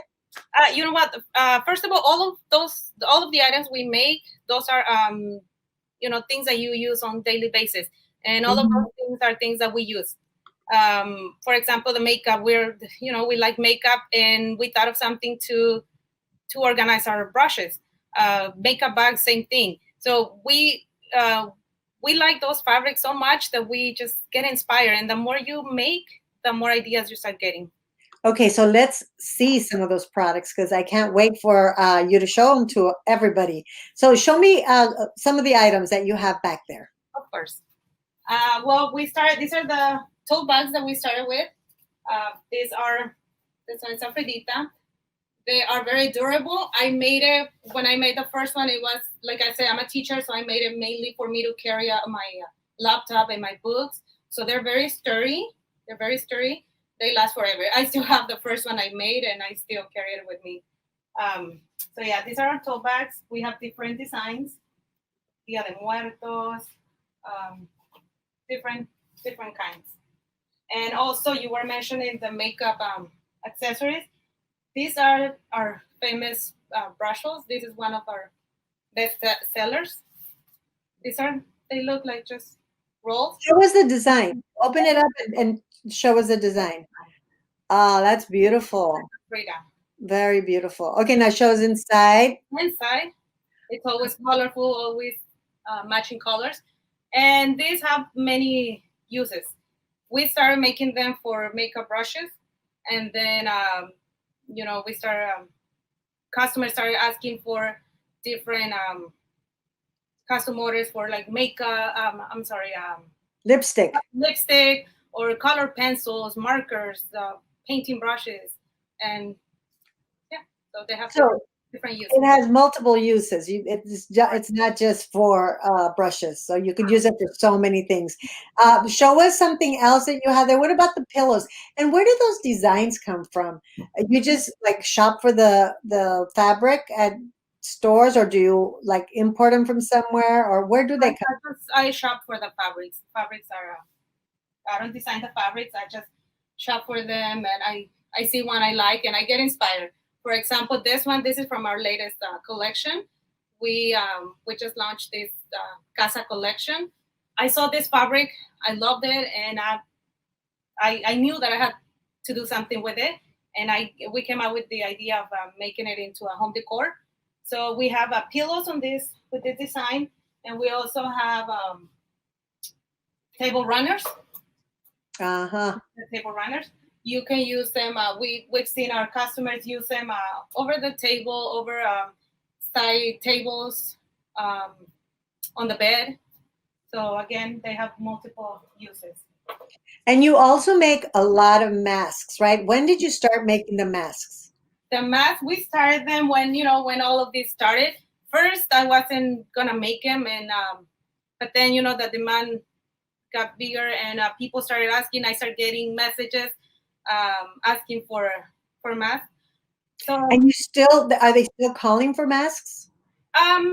We have less demand. The demand is lower, but we still make a lot of. So tell me, which is your most favorite and most popular seller? Right now, it's the home decor. Right now, we've been focused on this. I've been getting a lot of orders on this. We have 2 different designs. Oh, show me the one you were going to show me before I interrupted you. That one, yes. This one is Otomi inspired. It is printed, it is not embroidery, but it's so colorful and beautiful, and it's beautiful. It is beautiful. So tell us, where can we find your products? You can find us on Instagram. Our Instagram is Folklore Accessories, and there is a link to our Etsy shop, and there you can find us. So you're on Etsy as well? Yes, we're on Etsy, Facebook, and Instagram. Well, what's the best thing you like about being a businesswoman? I like that I can be creative and I can create my own the things that you're the boss, right? That you're the boss and you tell you what to do. Yeah, that's Okay, well, thank you so much. I love your products. I didn't know you started a home collection, so congratulations. It's beautiful. And just like we have with Cecilia, we have a lot more to show you because Latinas are one of the fastest growing entrepreneurs in America. And we could see why. They have a job, but they have a passion to be creative and to put out products that you don't find anywhere. So we want to congratulate Cecilia Torres, and we have more for you. So let's go. Hi, everyone. I'm Victoria Guerrero, the District Director for the U.S. Small Business Administration South Florida District Office. And I'm here to let you know that the SBA is here to help entrepreneurs start their business, or if you're already in business, we can help you grow your business by utilizing our myriad of programs that are at no cost to you, the small business owner. So please go to sba.gov, click on local assistance, and reach out to your local SBA office. It will be a relationship that will last you a lifetime. Thank you. It's been so much fun listening to all of these women talk about their businesses, all these inspirational women who've already scaled in their business, who are now reaching back and helping others along. Isn't it, Naibe? I just love it. It is amazing. And, you and I are part of this group. We are entrepreneurs, right? That's right. I mean, I've been in business for over 25 years. We started the first trade publication called Latin Heat. And then from there, we were into production. We do productions. We produce the Trend Talk, a talk show, and other shows. And our company also has Latin Heat Cinema, which is a streaming platform where we can get content from content producers and distribute. So, that's been our journey, always to elevate Latinos and the Latino presence in media. And you started your company, like 2 years ago? And it's a publishing company, and it's very exciting because it's connected. But you tell us about it. Tell everyone about what your company does. That's right. So I think I'm starting to become a serial entrepreneur. So every woman that we've been talking to, you and I, Belle, we understand the struggles of starting a business, of keeping a business, of balancing everything, because we're there. We are in the trenches doing exactly what all these other women are doing. So I started Contodo Press, which is a publishing company, because I got tired, not only as a Latina, but as a mom, of listening to all of the disparaging comments that we were hearing about our Latino community, that we were criminals, that we were gang members, all these horrible things, because it directly affects the self-esteem of our children and of brown communities. So I decided to write books, children's books like these two, Be Bold, Be Brave, 11 Latinas Who Made U.S. History, and this one, Fearless Trailblazers, Pioneros Audaces, that are bilingual books and that feature Latinos that have done amazing things in this country, that we are part of what America is. We're not the other. We are part of the fabric of America, and we've contributed tremendously. You think of, people like Dolores Huerta, who's in here, Hilda Solis, who is in our show today as well, Selena, so many amazing women. But you're not only publishing for yourself, which I know you have a new book coming up, right? In October? It's called How to Fold a Taco, and it has my mom's taco de papa recipe at the end. That's really an exciting project. It's different than these books because these are more nonfiction, and the taco book is just a fun play on words fiction book. And yeah, that one comes out in October. You can pre-order it now.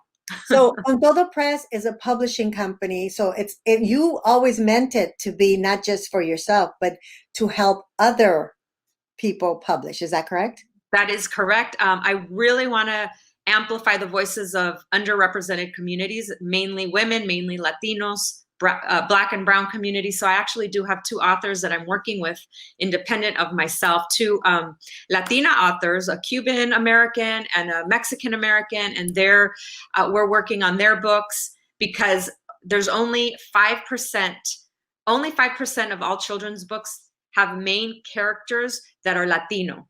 So we represent almost 20% of the population. So there's a big gap there, right? If kids don't see it, they're not going to believe it, and they're not going to be it. So we need to show, and that's what I'm trying to do with my books, show Latino little boys and girls that they can be anything they want, and that they shouldn't be listening to all the horrible things that some people out there have been saying about our wonderful, hardworking, hustling community. And you, when you started, there wasn't, you had a long and wide learning curve, because there wasn't someone that you could go to and say, how do I self-publish? Because you were self-publishing. So you are now also turning that around, because you are helping, like you said, you have two authors that you're helping.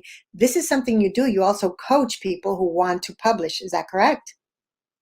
That's correct, because people started to, inbox me, DM me, email me, send me requests of like, how do I self-publish? So I decided to have a coaching service, which was very, very affordable. I actually did hire a coach myself when I started, and I know how valuable it is. And it's been so gratifying to work with other Latino authors, because mainly the people that have reached out to me have been Latina authors, to see their books come into fruition and to help them, because we really need more books out there. We really do. So if you have a book idea, or if you want to be coached, reach out to me at contodopress.com or Instagram at Contodo Press, and I would be happy to help. This is what ENTREPRENEURFest is all about. And this is also what our LatinaFest that we founded is all about. It's about Latinas helping Latinas, because we can all use a helping hand. And I commend you on your publishing company, that you are doing so much in such a short time. Okay. You've not been around for 20 years like we have, but you've done so much during that time. So congratulations. I admire what you do. Thank you so much, Belle. It's a kind of like, it takes a team. It takes people that have been helping me along the way, including you with Latin Heat, publishing some of my releases. So I really appreciate that. And I've noticed that it is a Latino community that has helped me along the way. It's been Latina librarians, Latina educators that have noticed that these books are needed. So our community needs to keep on helping each other, because that's how we will grow and that's how we will keep rising. Yes. And with that, let's continue our day of other women helping the upcoming women to do and thrive and to be the success that they will be. So let's keep going.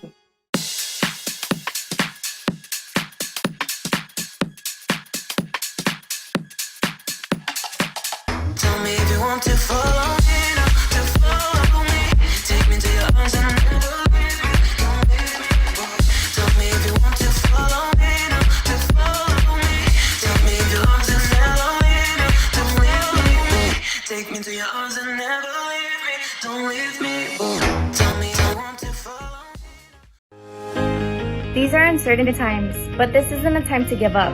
2020 census is here, and more people counted means more money for the Eastside families for the next 10 years. Together, we can build stronger schools for our future, more affordable housing for our families, and better healthcare for us all.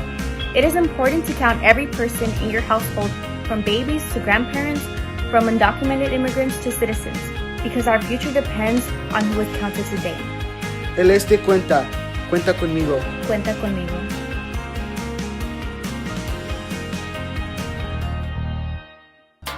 "2020 has brought with it so many challenges, but also hope." Yes, history is being made right in front of our eyes, because a woman of color, Kamala Harris, became the first Black and South Asian woman to be on a presidential ticket for a major political party. And her parents were immigrants too, just like so many of us here at ENTREPRENEURFest. But whatever your political preferences, make your voice count. Vote. Who knows? One day, one of us can also run for president. Take a peek at a new riveting documentary about why your vote matters. If the power of the right to vote was truly made available to everyone in America, it would change the future of this nation. Ladies and gentlemen, Stacey Abrams! When I started running for governor, we anticipated that voter suppression was going to be instrumental in Brian Kemp's campaign, and we were right. We've been in line for 5 hours. They said, "You've already voted." Looks like several days ago. No, I would have remembered that. Thousands of people were told no and didn't have the authority to demand better. These lines are insane. We had precinct consolidation, non-training of local election officials. I knew something had gone horribly wrong. The system that is supposed to protect our democracy didn't work the way it was supposed to. States implement voter suppression laws all across the country. Things like new voter ID laws purging. You're knocked off the rolls. Gerrymandering. Changing the voting boundaries. Ohio is a use it or lose it state. In the United States, the right to vote is the only right you can lose simply for not using it. Jim Crow 2.0. That's what we're saying. We've got a lot of work to do. When we started as a country, 6% of people were eligible to vote. There are still forces that are determined to keep citizens from voting. Unless we fight for the right to vote, our democracy is put at risk. The fight over voting rights is ultimately about power. The states have figured out how to stop African Americans, Hispanics, Asian Americans, the young, and the poor from voting. history is never a straight line. It's always a fight. I will not concede because the erosion of our democracy is not right.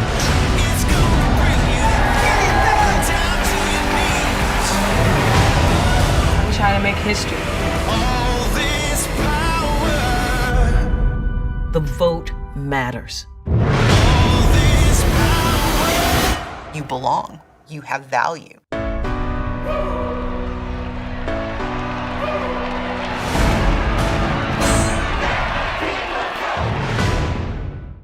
In anticipation of the 2020 U.S. presidential election, the powerful and vivid Amazon Studios documentary, All In, The Fight for Democracy, examines the often overlooked, yet the insidious issue of intentional voter suppression, blocking ballots, intimidating voters, and spreading misinformation which ultimately undermines our democracy. The film interweaves personal experiences with current activism and historical insight to expose a problem that has corrupted our democracy from the very beginning. All In, The Fight for Democracy is directed by Oscar-nominated and Emmy-winning filmmaker Liz Garbus and Oscar and Emmy-nominated filmmaker Lisa Cortez, and produced by Garbus, Cortez, Academy Award-winning producer Dan Kogan, and Stacey Abrams. And today we have the pleasure of having Lisa Cortez here on ENTREPRENEURFest. Welcome, Lisa. Thank you. We are so happy to have you. I really want to say that I loved the documentary. It was so heartfelt. I really responded and learned so much from it.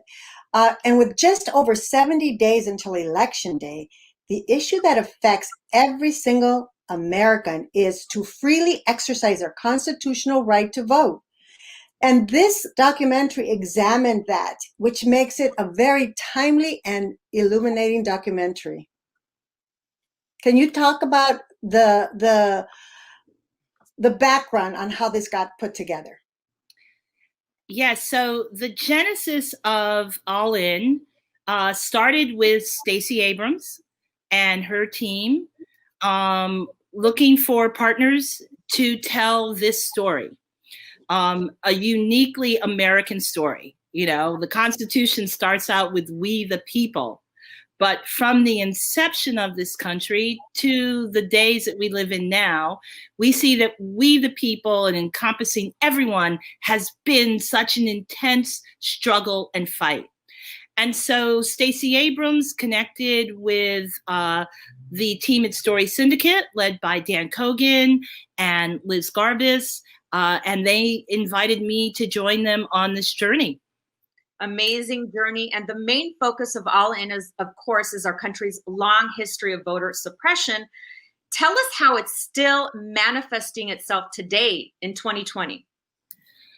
Well, you know, one of the things that we say in the film is that the past is prologue for the present day.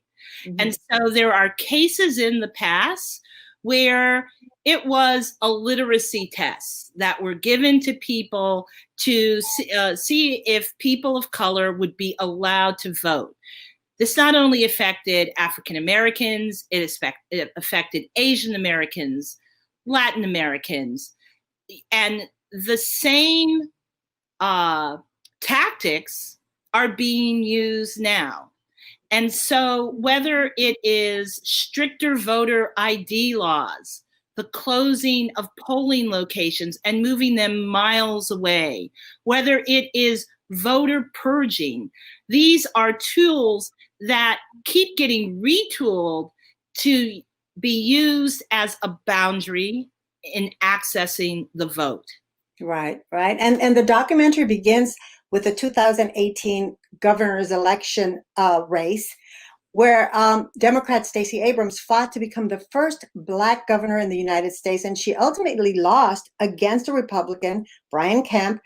And what was the significance of starting and beginning the documentary there and then delving into all of the issues that you've mentioned?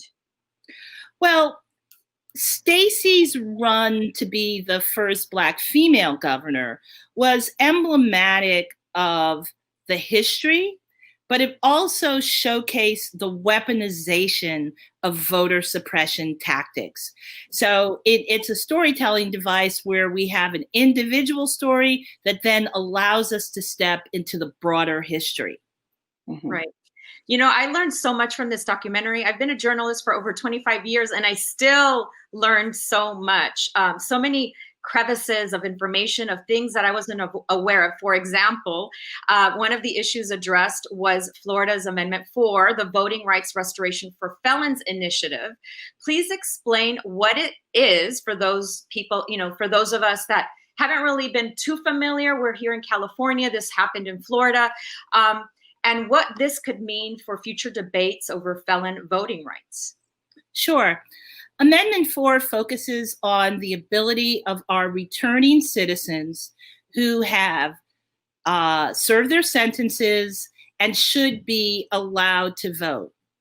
In Florida, there was a tremendous impediment, and Amendment 4 allowed for returning citizens to be able to vote again.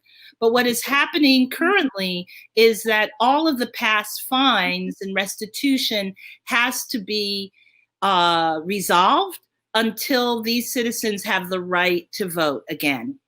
Mm-hmm. There's so many obstacles that are being put up to prevent people from voting, to discourage people from voting. And your documentary sure brings that all to light. You know, the closing of the polling places, the gerrymandering, and all of this, would you say is likely to support one political group over the other? Unfortunately, what we are seeing is that it is being, you know, weaponized. And, you know, historically, right, the people on the margins, all of us, right, women, people of color, it's been weaponized against us by one party, you know, if we look at the long arc of history. And now, increasingly so, it is weaponized against us by another. But, you know, in talking about history, one thing I wanted to go back and mention about Amendment 4 is that there's a historical precedent with vagrancy laws that are enacted, you know, at the turn of the century, where people of color could just be waiting outside. They can be arrested. They can be sent to a work camp. Then they lose the right to vote. And so this weaponization has continuously had a target on our voice and on our right to exercise the enfranchisement. Yes, these definitely disproportionately affect those communities that you mentioned, disadvantaged communities, communities of color, et cetera. And right now there's so much confusion. So many voters are completely confused. They're deciding if they should vote by mail, where they should cast their ballot, if they should wait in long lines. What are the challenges ahead for voters under the lingering threat of COVID-19? Well, Naibe, you said it perfectly. It's about the access and how you are going to access the vote. And so, you know, voting during COVID, during this pandemic, if you can register and vote by mail, I think that we need to advocate for that, for the safety and health of our communities. It is, you know, we have to make certain that we're registered. Don't assume that you are. Don't assume that your polling location hasn't changed. Do not assume anything. Right. You know, I learned so much from this documentary. You know, we hear these words, these buzzwords on television and the news, voter suppression, voter fraud, and you just kind of think maybe it's the same thing, but you really, at least I really didn't really find out a lot about what the difference is and how they're suppressing the vote until I saw this documentary.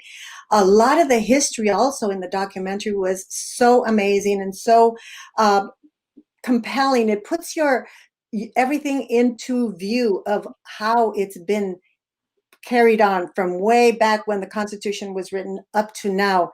And the best part I loved about the documentary is that you expose all of this information. You give us all this information, but not only that, you give us what we need to do so that we can make sure that our vote counts. I love that you tell us exactly what to do in the documentary, and the documentary is so amazing. It's really brought me to tears about some of the injustices that were committed in the past. So I want to congratulate you. And I love the fact that you have all of these people telling you exactly what to do. So everyone at the end, you're going to know exactly what to do once you know the problem.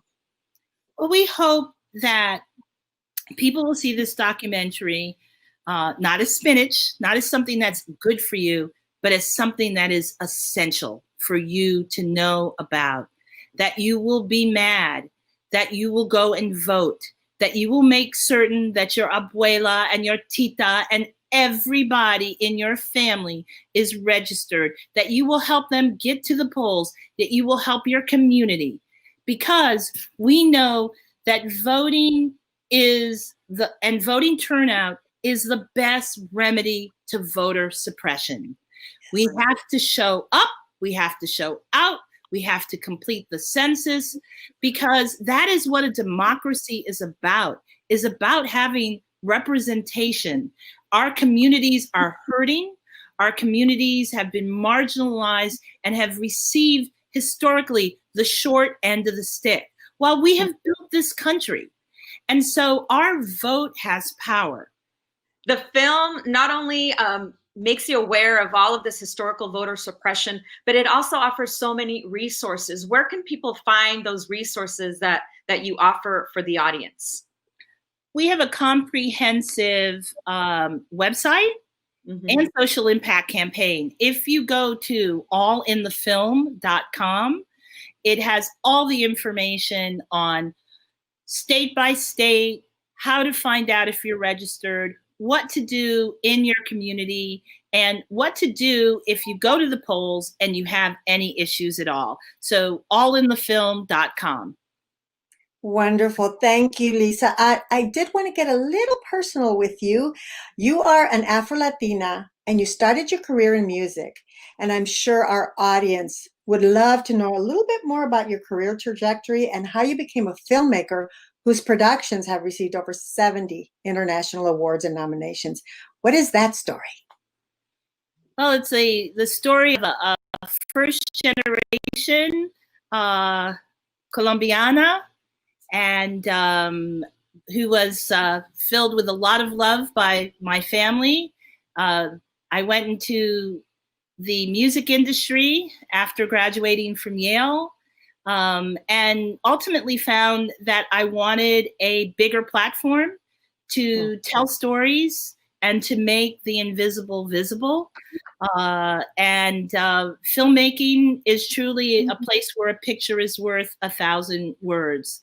So whether it's a film like Precious that I produce, or this, call to arms, All In, the fight for democracy, I am excited about shining the light on the tremendous contributions and accomplishments of people of color in taking the power structure from a pyramid and turning it into a circle where there is universal access for all of us. Lisa, Yes, and you are a perfect example of what this festival is all about. It's ENTREPRENEURFest of Latina women using their gifts, their creative gifts, to give back to the world. So we really appreciate everything you're doing. It's amazing. We need more people like you, and we need to see this film. When does it come out? Where can people watch it? The film will be available September 9th theatrically, and then September 18th on Amazon Prime. Woohoo! We'll be watching. Yes, that's right. Have a watch party with your friends. Watch party. That is a great idea. And then is there a hashtag that we can also add to our watch party? All in. I'm like, the website, I know. It is All In for Voting. All In for Voting. Let's have a big watch party, all in for voting. These elections are crucial and they can really change the tide in our country. So we really need to make our voice count. And we invite all the audience, have your own watch party. Let's have 1,000, 1,000,000 watch parties. Thank you, Lisa, for an excellent documentary that exposes our right to vote that continues to be under siege. Gracias. Gracias. Ciao. Thank you, Bella and Naibe, for having me here at ENTREPRENEURFest. And yes, it is so important to go out and vote. I know that this event will inspire so many Latinas to think big and follow their dreams. I spoke with Andrea Barrera from Gracious Ohm, who did exactly that, and now she's thriving. My name is Andrea, and I am the founder of Gracious Ohm. I got tired of waiting for someone to create a brand of skincare products that were gonna incorporate the medicinal side of the cannabis plant because it was so new. I had already studied it. I studied, the effects of CBD, and I was really surprised that at that time, 2 years ago, there wasn't really a lot of products that were promoted for skincare. It was mostly, for pain relief, and that's kind of where it ended. And so I was always just really curious why we weren't taking, these cannabinoids and using them to repair our skin, to generate new cell growth, which it does naturally. Right before I started this business was in neuroscience and mental health. So I was working as a supervisor up in Northern California for like 10 years. And I also worked at a lab, and so I would study brain waves pretty much. During that time, I was just very stressed. It was a very high stress job. And I started seeing the effects of it on my skin. So a lot of cystic acne, terrible breakouts, not just that, but just my overall, I guess, wellness wasn't where it used to be. During my travels in Colombia, that's when I started really looking into and learning about just holistic and natural remedies and a lot about plant medicine. And that kind of just opened up a whole new world for me. I wanted to be close to my family, not only for their support, but also so they could understand it more. They weren't completely convinced that this is, the career they wanted to see me in, especially because it involved cannabis. And I think with a lot of Latino families, it's kind of like a big deal, big taboo still, and not understanding the plant and not fully seeing the benefit. 2.5 to 3 weeks right before the pandemic, Saks Fifth Avenue picked up Gracious Ohm, and I became the first Latina in the cannabis space at Saks Fifth Avenue. Best advice that I have is start before you feel ready. And I think that honestly got me to where I am today, because I tell myself I probably wouldn't have even started if I was waiting to feel ready. It's never too late to follow your passion. Now, here's more from ENTREPRENEURFest.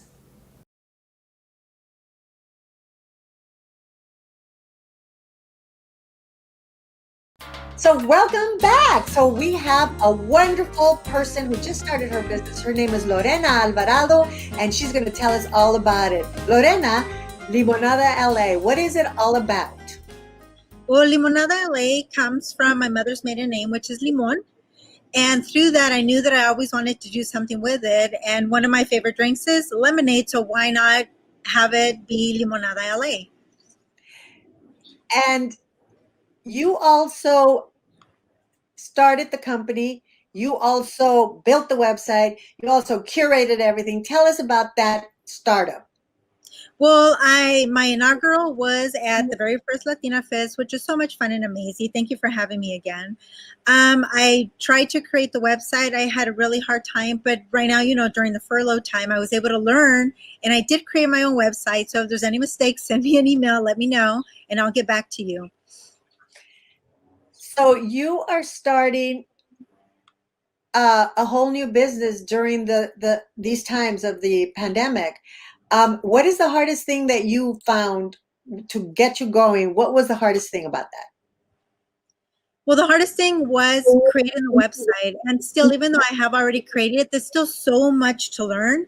There's so many things about a website, and I'm still learning every day. And I have the time for it right now. So I'm really learning about creating websites.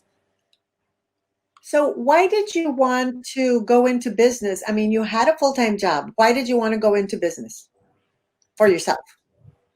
Well, it's always nice when you are your own boss. So here at Limonada LA, I consider myself the main squeezer. And again, there's no one's life is perfect. And, there's a saying out there that it's, when life gives you lemons. And of course, you use that and you create something even better. So with that, I thought, let me create clothing for men, women, jewelry, accessories, and, something that's going to make you happy or put a smile on your face. Okay, well, good. You just mentioned your products. Let's see some of them. Well, as you can see, I have, regular t-shirts. We got the baseball shirts. We have sleeveless shirts. And if you go online, you'll be able to see some jewelry that we have. And I'm a dog lover, so you'll be able to see some charms that have little doggies on them, little cats on them, inspirational words on them as well. I have accessories like fanny packs, computer covers, stickers, mugs, you name it. So go on there. There's a variety of things that I hope that you'll like. And hopefully it does bring a smile to your face.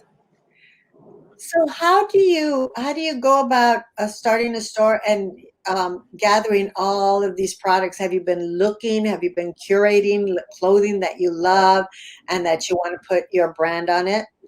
Yeah, I do. What I look at is, what would I wear? So I know that I would wear baseball shirts. I know I would wear regular t-shirts. I know that I would wear sleeveless, racerbacks.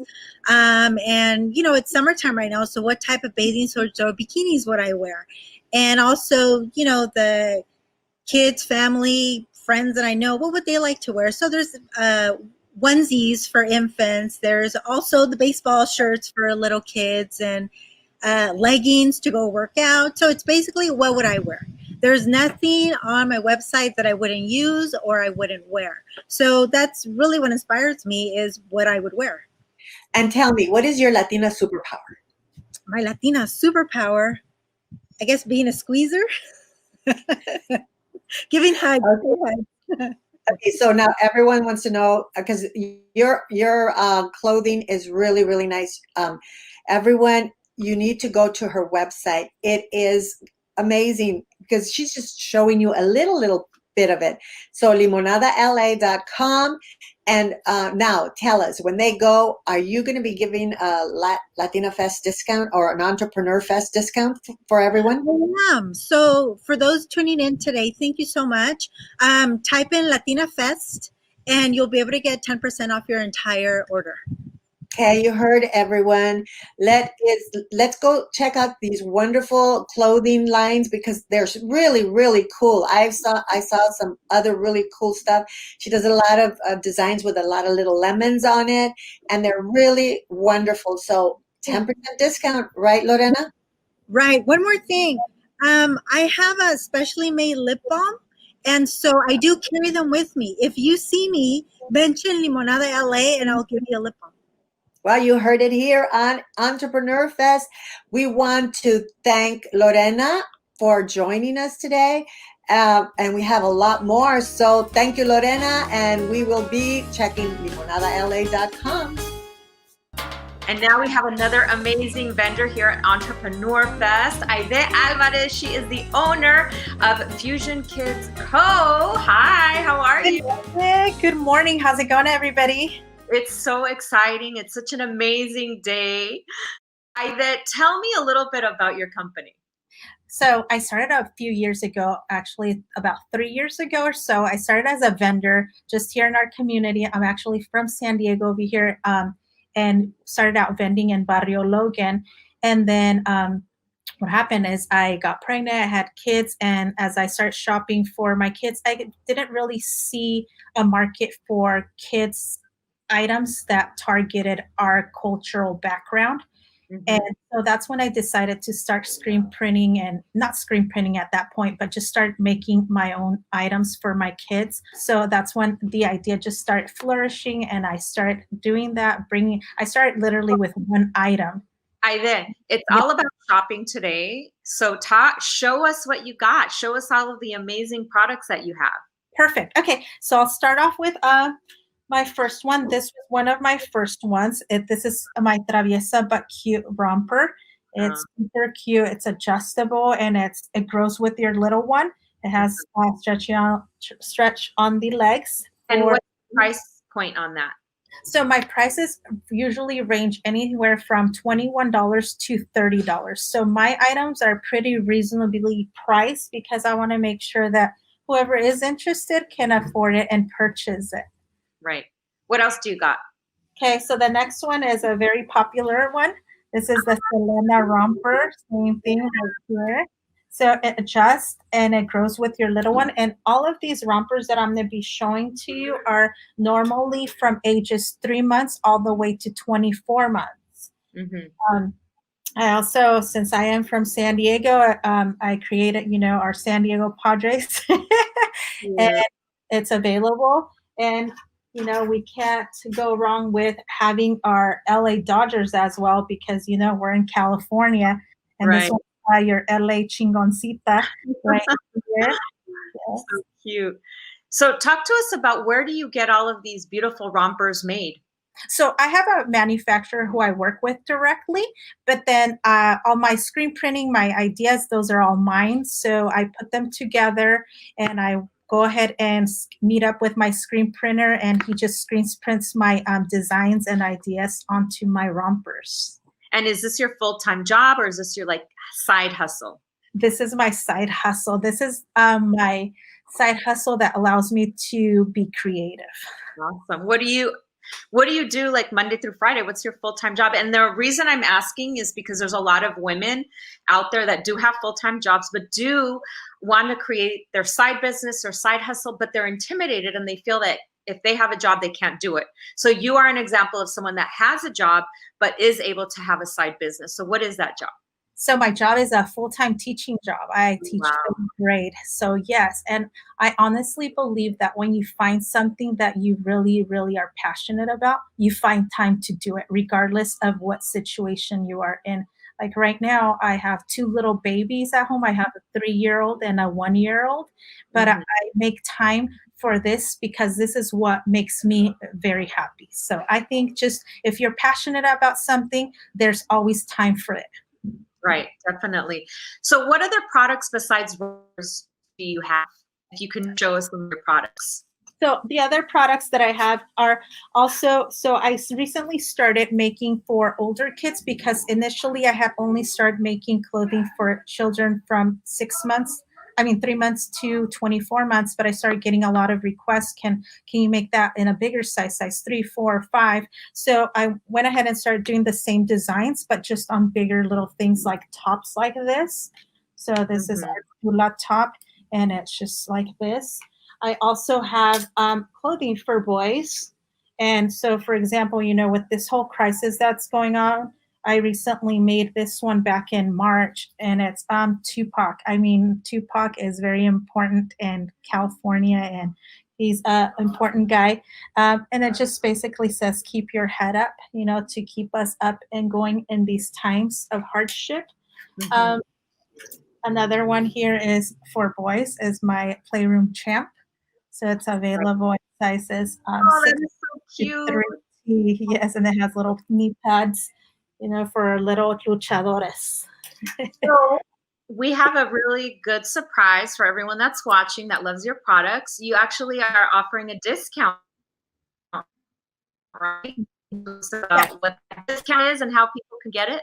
Yes, definitely. So on the today during LatinaFest, we will be offering 15% off your total purchase, no minimum. And the code that you will be using for the discount is LatinaFest.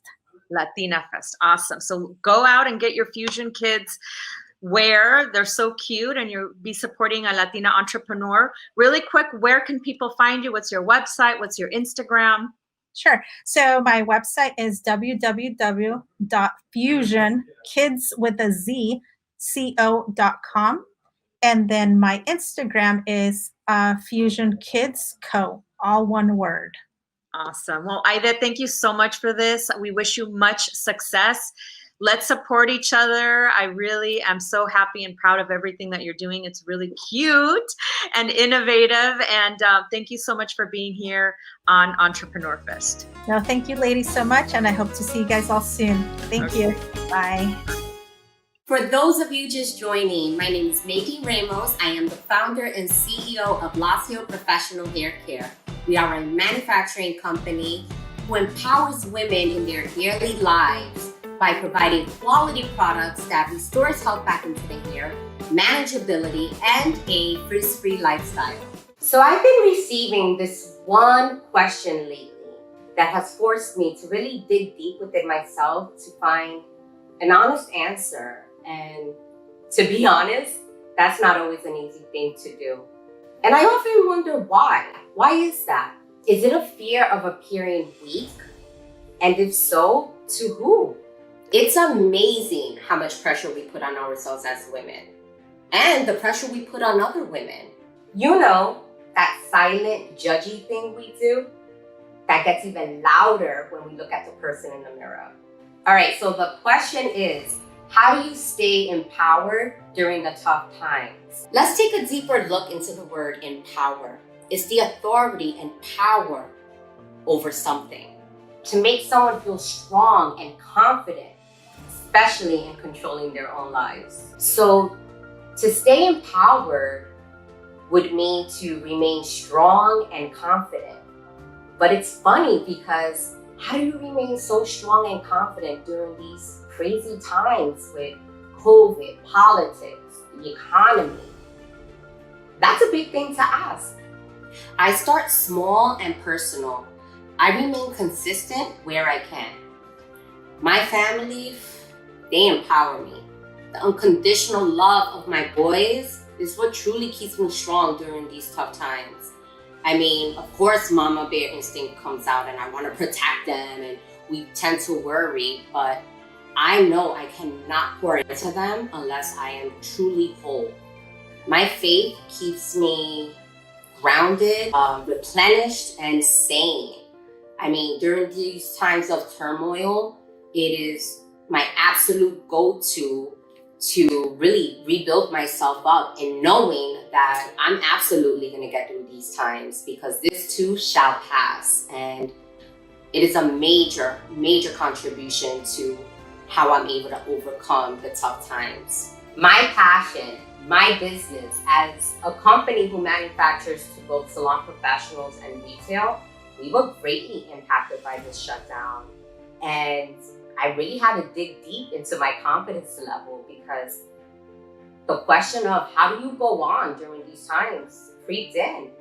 And it was knowing that I had a strong foundation that I could continue on and overcome the shutdown. And we did. And I really truly do owe that all to starting and building the company on a strong foundation. What I found in digging deep within myself is having a heart of gratitude through it all. It really sparks joy and hope and overflows onto others. And in turn, you find those people being the ones to help lift you up at times. So that was really important for me to find.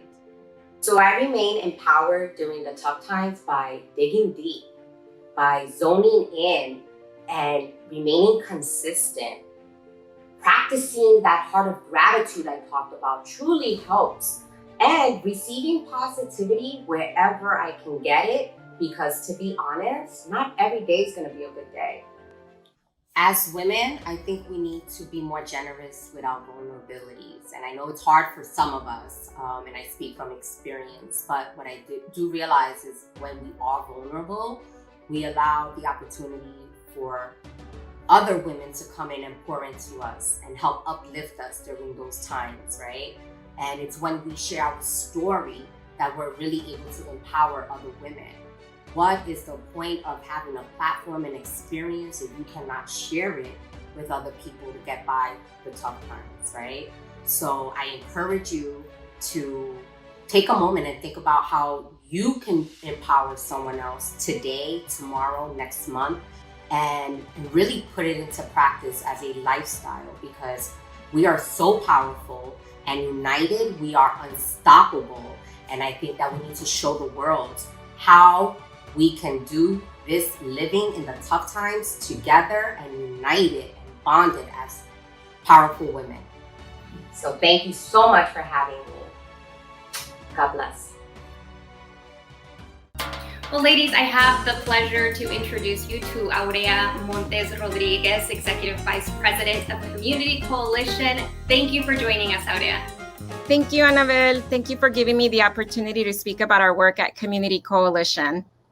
Yes, and I'm sure a lot of the ladies who are watching today are already familiar with Community Coalition, but tell us about your history and the work that you're up to right now.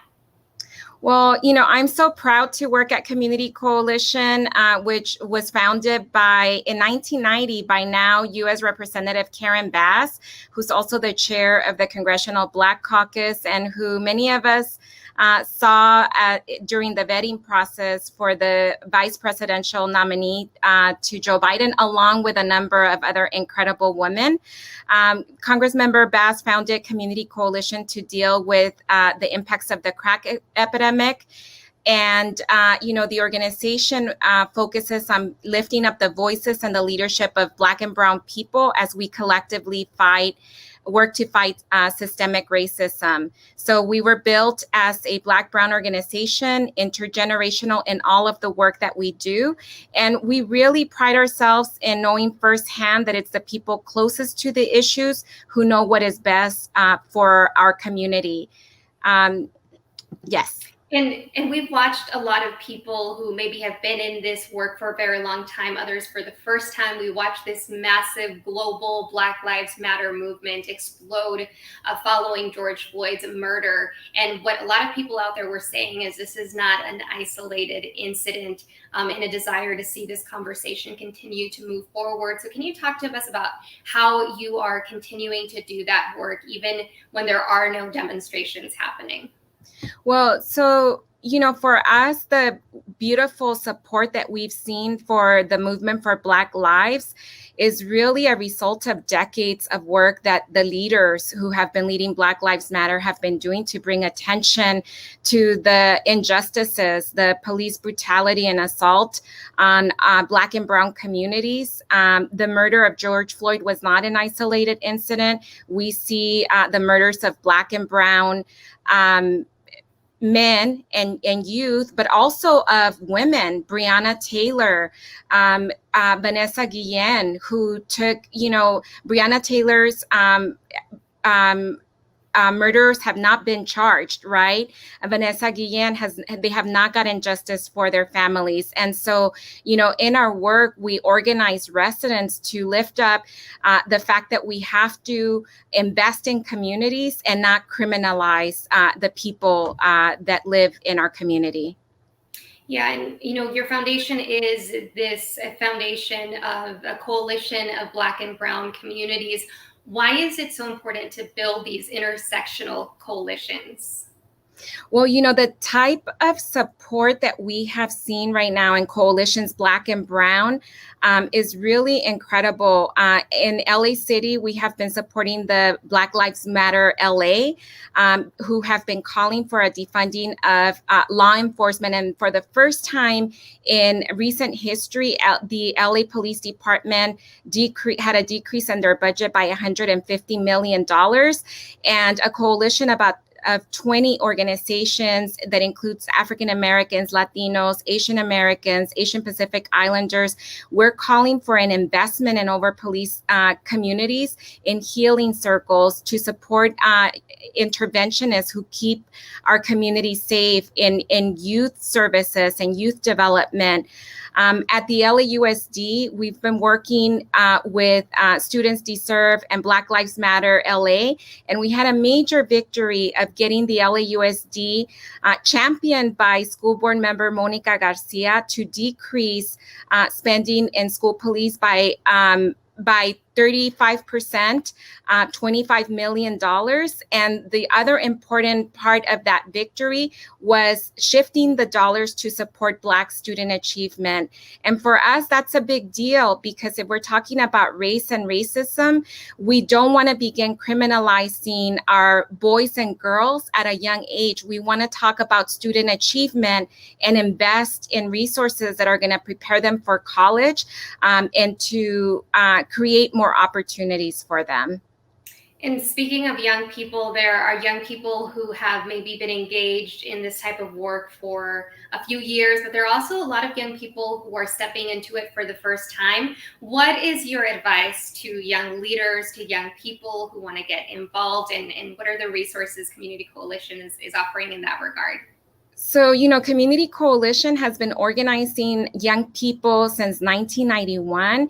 And when we look at where these young people are leading in education, in public office, in labor, we are so proud of the work that we're doing that I can just see all of these young people who are attending actions and protests for the first time. They need to get involved in organizations like Community Coalition. We're actually building a Center for Community Organizing that is going to focus on building up a school, an organizing school that's going to build a cadre of activists and organizers, and also do civic engagement work, really preparing young people to run for public office, right? And to lead us, because the only way that we're going to stay committed to fighting white supremacy and addressing anti-Black racism is if we all commit to fighting this injustice over the next couple of years. Well, thank you so much, Aurea, for that advice to young people and really to everyone who's watching, and for sharing the history of Community Coalition with us. Thank you, Annabelle, and I hope that the Latino Fest continues to be marvelous. Thank you.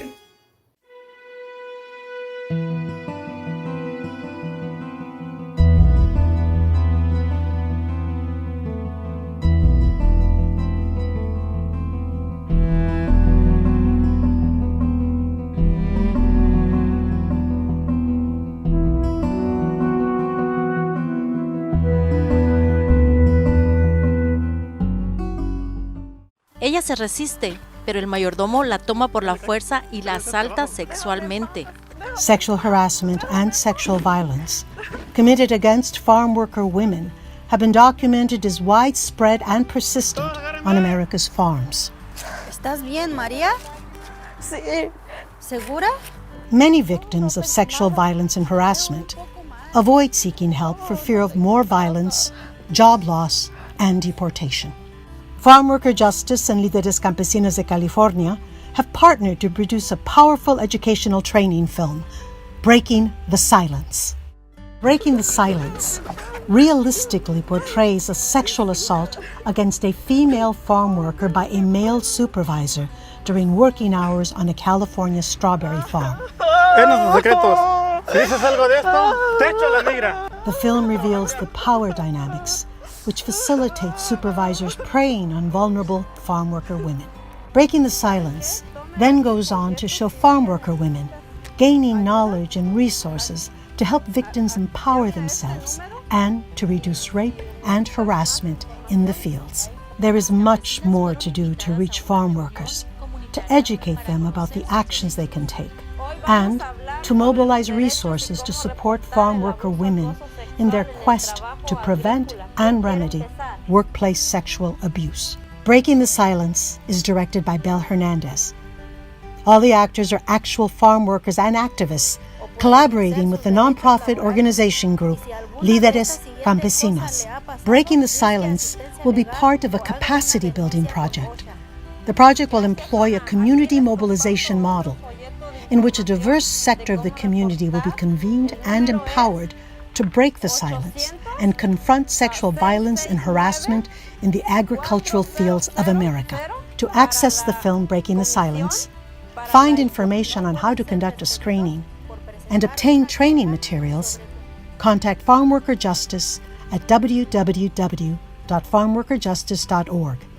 You can also find the project on our Farm Worker Justice YouTube channel.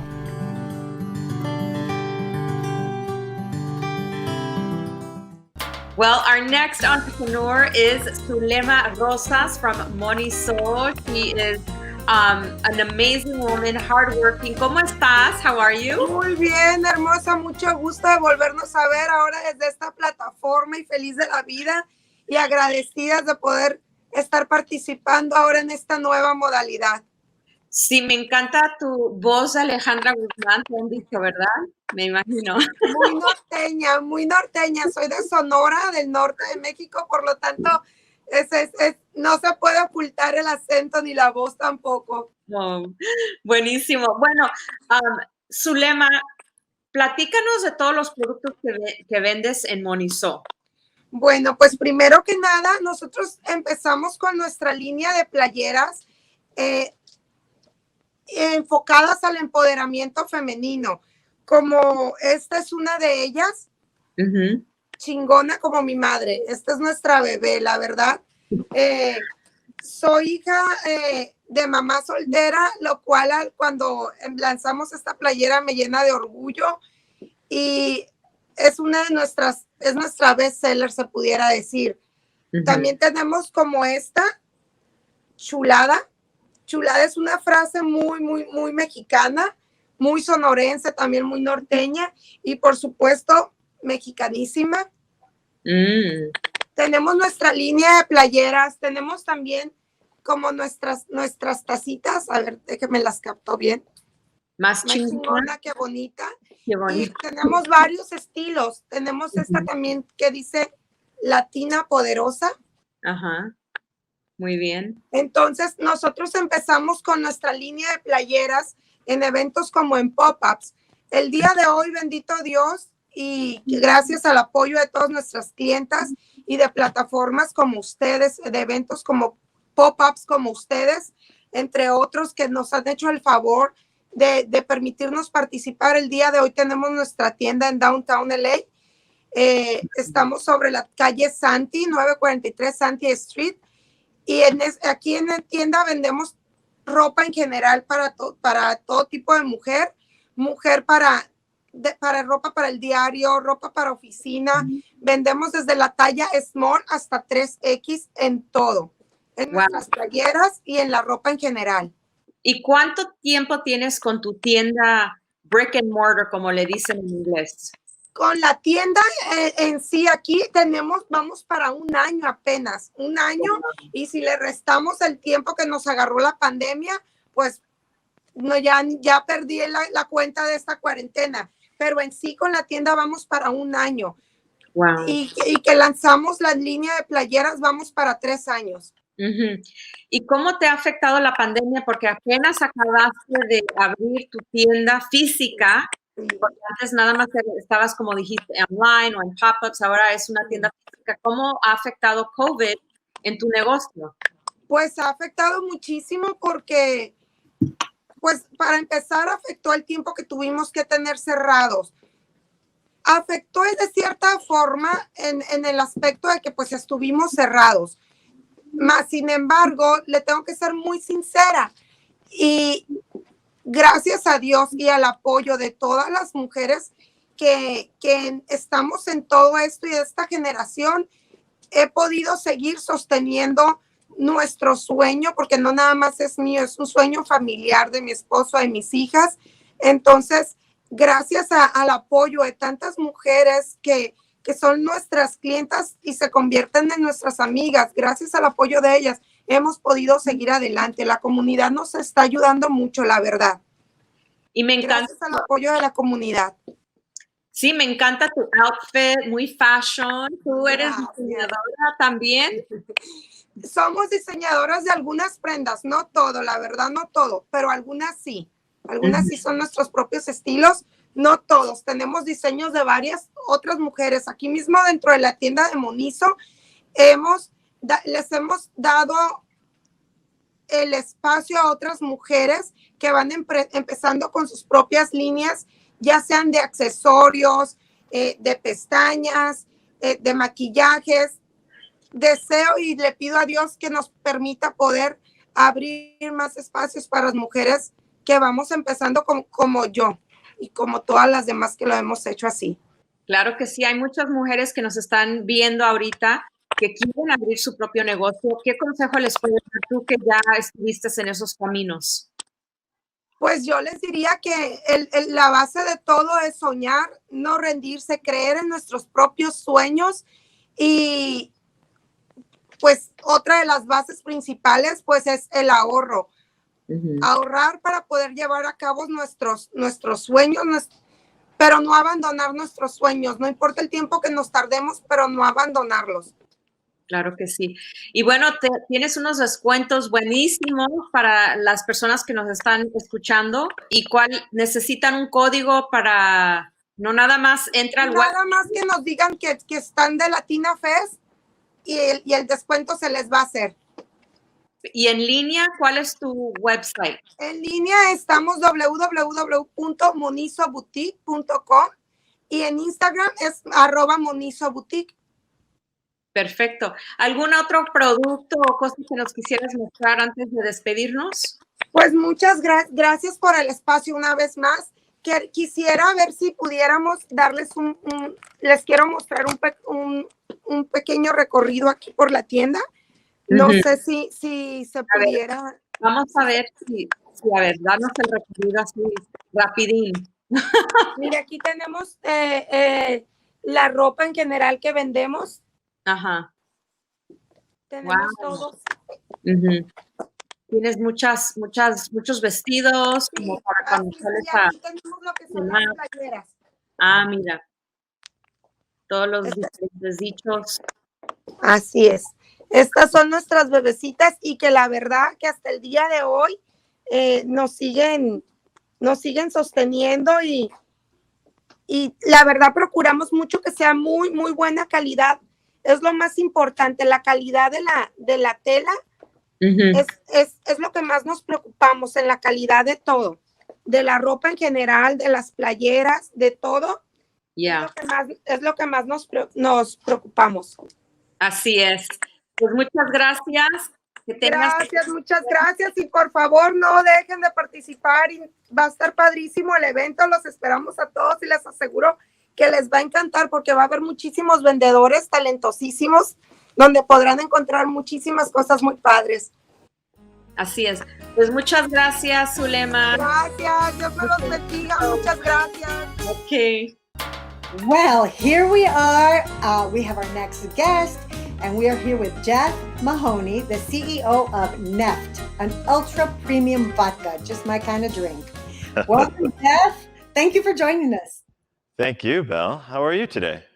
Oh, we're good. We're happening with this all this day with all these entrepreneurs, and right away, right at the top, I want to thank you, and I want to thank Neft for coming on board and supporting our mission to help entrepreneurs. I know you do a lot of supporting of communities, and I want to first thank you for doing that. We wouldn't be here without you and our other supporters. So thank you. Oh, my pleasure, and thank you for the work that you're doing. It's amazing. I just wanted to get into it because I'd like to know, what is the genesis of Neft? There's a lot of vodkas, but yours is unique in many ways that we will discuss. But what was the genesis of Neft? Well, the genesis of Neft, as it stands in the United States, was to find a way, from a company standpoint, to empower the people around us to actually become part of the communities that we are serving or wanted to serve. We come from the specific belief that talent is basically delivered, or I should say, distributed evenly amongst the genders, amongst the ethnic backgrounds, etc., but opportunity isn't. And so we needed a vehicle to follow through with how we could present opportunities in a more equal manner. And Neft was born from that. What can we do now with a company that can potentially get attention for those that we want to empower, in this case specifically women? But we needed something that was more than just that ideal. So born from that was, let's craft something unique, flavorful, and something that we could stand behind as a premium or ultra premium product. So it had to have a great taste. And it had to be attention seeking in a little bit, right? So we want to actually bring attention to the product, and thus was born the barrel. And Neft itself actually in Russian and in several other languages means oil. And so you'll see an analogy between the oil and the barrel itself. Weekly, almost monthly for sure, we give to charities on a nationwide basis that are impactful in that arena, with the goal very simply to sort of put a voice to a portion of our community that doesn't necessarily have that voice that they should have. And when we experience that talent that was distributed equally, but not the opportunity distributed equally, we find that together we're able to grow significantly more than we'd otherwise do on our own. So you wouldn't believe this, but I come from a Hispanic background. In fact, my mother was 100% Mayan. Oh, really? Yes, although I don't necessarily look like that because my father was a European 6'5" Caucasian man. I did grow up in that Hispanic environment. And as you know, it is a matriarchal society. And there's a reason for that. And I've embraced those. My mother has instilled that quality in me. And so it's all about finding a voice for those that don't necessarily have that voice. I always come back to that because women are an important facet in our society, in our framework, in our family. They should be important in business as well. And look at now, we got a woman running for vice president of the United States. That's how women rock, right? That's it, right? See, that's what I'm talking about. The talent is equally distributed, but not the opportunity. But now we're starting to see that. And that's what's really powerful to us as a company, is this crisis, if you will, that the world is embracing, but it's also creating an opportunity for us to come together to unite, to actually create a community where together we can create solutions where all of us can rise. And that's something that we haven't seen before. Right. And you have been, during the pandemic, giving to certain charities to help them out. Talk to us about a little bit of who you've been partnering with lately. So we've been partnering with groups that can feed individuals who can't feed themselves or can't afford to feed themselves. We've been partnering with groups that are empowering women in a variety of different arenas. Sometimes it's about helping women, maybe a battered shelter, for example. Sometimes it's about children and what we can do there, because we believe that there's a new generation coming, and that generation has to be taught that there is an equal distribution of talent and that they should support the women in their life, because it's more than just the frameworks and the family environment that they create. It's the opportunity to hear a logic that we haven't heard before, to hear an intelligence that we haven't heard before, to hear an experience that we haven't heard before. And that does start with children. So often we work with children's groups in educating them and working with charities that will help educate them, but primarily working with women. Recently, as a limited resource company, we've donated to some specific single mothers who have had some challenges in their work environment. And it's really about creating as much opportunity as we can with the tools that we have. And so you are with a mission of unity and helping communities. That's what I Yes. That's what we are. So our fundamental goal is, as a for-cause company, what are the causes that we can get behind and the ones that are going to be most impactful in society today and tomorrow? And that's where the children and the next generation come in. This is where women come in, because that voice is one typically of love and of caring and of warmth, It comes with a significant amount of intelligence and rationality, but it's tempered with that love that we don't see generally in the male population, to be frank. And so there has to be a voice in that community, in the family, in the business that can permeate. Otherwise, we're not going to really change things. We're just going to be talking about things. But until we have women permeating all throughout the infrastructures that support our society and our communities, we're not going to see significant change. So that's our belief. You guys think. I like the way you guys think. So let's also get into, can you show us some of the little barrels? They're so cute. Absolutely. Yeah. So we have various form factors. One in black and one in white. And one in black and the white, but the community barrel, the pride barrel, is the focus point. And I think where this comes is it's kind of our nod to the idea that there is a beautiful variety in this world, and that we need to embrace that variety. We need to embrace individualism. We need to also find common ground where we can come together and create those communities that will find those solutions.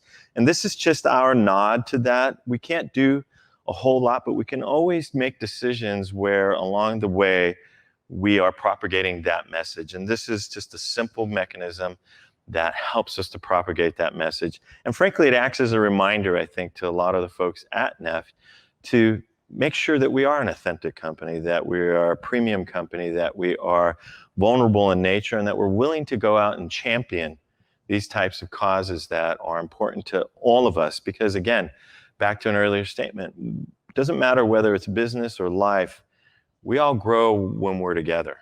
And this is our simple representation of that. So now let's talk about the product inside. Well, you know, a lot of ladies, and I'm one of them, love our dirty martinis. And I know I've had a martini, but I've never been able to make it because I just know how to drink it. I don't know how to make it. So you are going to send us, and we're going to see how to make a dirty martini right now.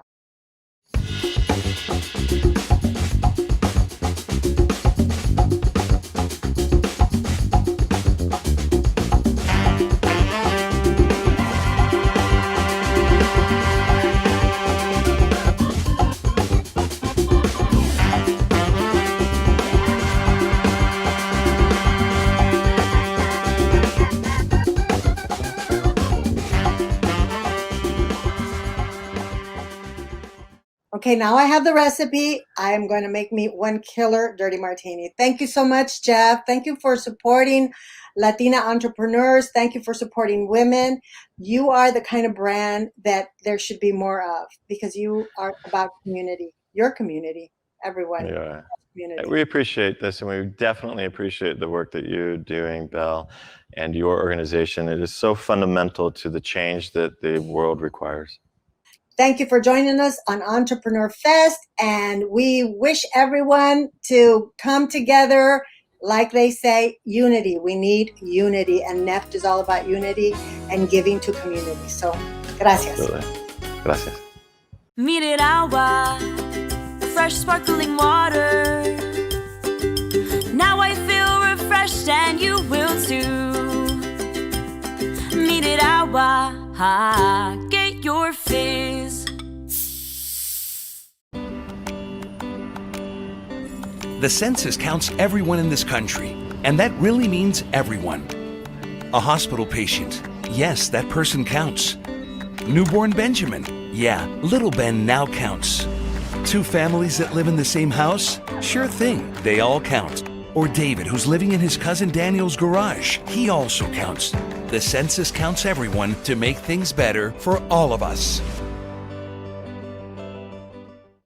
We're living in uncertain times, and you can help shape the future of our country right now. There are 3 things you can do. First, complete the 2020 census. You can fill it out online or by mail. Your response is confidential. Your citizenship status will not be asked, and your participation will bring resources and representation to your community. Second, if you're eligible, become a U.S. citizen to fully take part in our democracy. You can start the process online using your phone or computer. Third, if you're a citizen, become a voter by registering today and use your voice on Election Day to speak up for your values and your community. By doing these 3 things, you are moving us forward today and into the future. And you can encourage your family and friends to do the same. Because we stand stronger as a community when we all support each other. To learn more, go to adelanteunidos.com. Now I'm excited to present another fabulous entrepreneur. Her name is Katie Gonzalez from Slime Gets Lit. Hello, Katie. Hi. So the name says it all. Slime is still a big hit, right? With kids and even with adults. Yes. Why do you think people love slime so much? And show us also some of the slime that you sell. I think people love slime so much because it is therapeutic. It kind of helps people just calm down and also have something to do when, there's no electronics around or they have some free time. So some of the products that I do have today, this one is called Blueberry Crunch. Mm-hmm. And that is like a crunchy slime. And another one I have is called Rainbow Ice. And this one on the top, it also has like a bunch of glitter, super pretty. I also have this here, and this one is super small. Yeah. But like, it's because these are for like the party favors we do. So you can put these in like goodie bags, but it's still super fun to play with. Right. And they're all scented. Like every single product they have here is scented, pretty much like its name. Like this one here, it's called Nerds. Do you put the scent in, or does it already come? Do you make the slime? Yeah, I make everything like pretty much by myself, and I also scent it. Mm-hmm. Yeah. Wow. Do you have any Latino-inspired scents, like horchata or anything like that? I not at the moment, but I could pretty much do anything. Like if someone were like, "Hey, can you make a certain slime?" Then yes, I do customize slimes. Like this one, it's called Icy. Yeah. And it's scented just like an icy. And then this one is my like best seller. It's called Bubblegum. Wow. And this one here, it's a butter slime. So it comes right out, and then you're able to just kind of play with it. It's super soft, and it smells just like bubblegum. How did it also feels like it too. How did you get into slime? There's just certain recipe that I have. Like, you just need glue, that's for sure. And then you need like activator. Yeah. But how did you get into it? Did you just start playing with slime one day and then? Oh no! So what happened was I was actually in therapy for like a while, and my therapist kept telling me you need to find something like to cope with, and I was like, okay. She tried bubbles, and I didn't like that. She told me to write in a journal, didn't like that either. And then I started watching slime videos on YouTube, and I started making it, and it just changed my life. Like I'm not in therapy no more, and everything is just like better now. So talk to us about the therapeutic effects of slime, because I would have never put those two together. I would have just never even thought of it. How is it therapeutic? In what way? How does it help people? I think it helps people because just the texture, like feeling it, and then you're smelling it too, it just calms you down because it's so soft and it's just so fun to like move around, and especially the crunchy slime, it makes popping noises. So people find it satisfying. I'm curious, can you demonstrate some of those popping noises? I want to hear what it sounds like. Do you have any of that you can show us? Yeah, okay.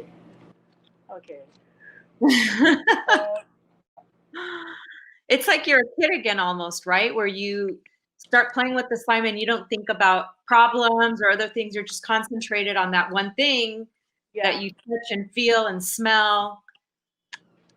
But I can't wait to hear the crunchy because I'm sure it sounds good.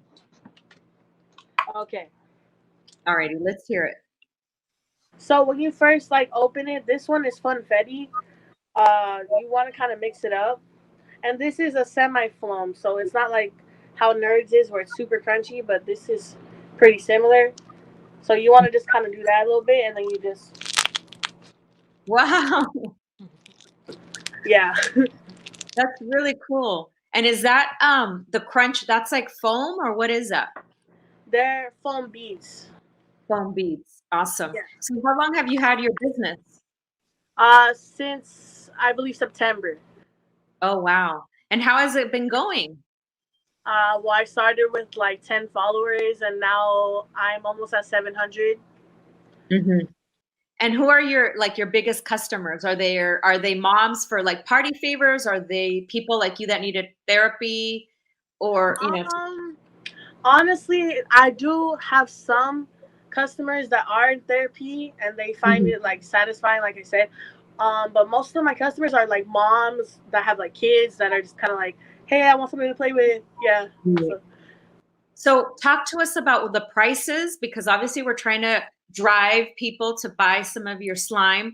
How much does it cost, and what's the website where they can find your slime? Okay, so like for this little guy here, I charge, if you're buying like one, I charge like $3. But if you do like a package, that's different. For this jar, this is a 6 ounce, that's $10. And then for the 8 ounce, it's $12. And then I have a 4 ounce as well. That's this size, and that's $5. Awesome. And you have a discount, right, for people that are watching right now? What's the discount code? The discount code is LIT2020. Lit 2020. All right. Well, Katie, thank you so much. I congratulate you for turning pain into profit, right? Because you felt pain, you found therapy in this slime, and now you're making a business out of it and helping other people as well. And I wish you much success on your journey. Thank you so much for being part of ENTREPRENEURFest. Yeah, no problem. Thank you. Good luck. Let's all go to her website. What's your website real quick again? Oh, so my website is gonna be up very soon, but they can find me on Instagram at Slime Gets Lit. Slime Gets Lit. Awesome. All righty. Bye. Bye.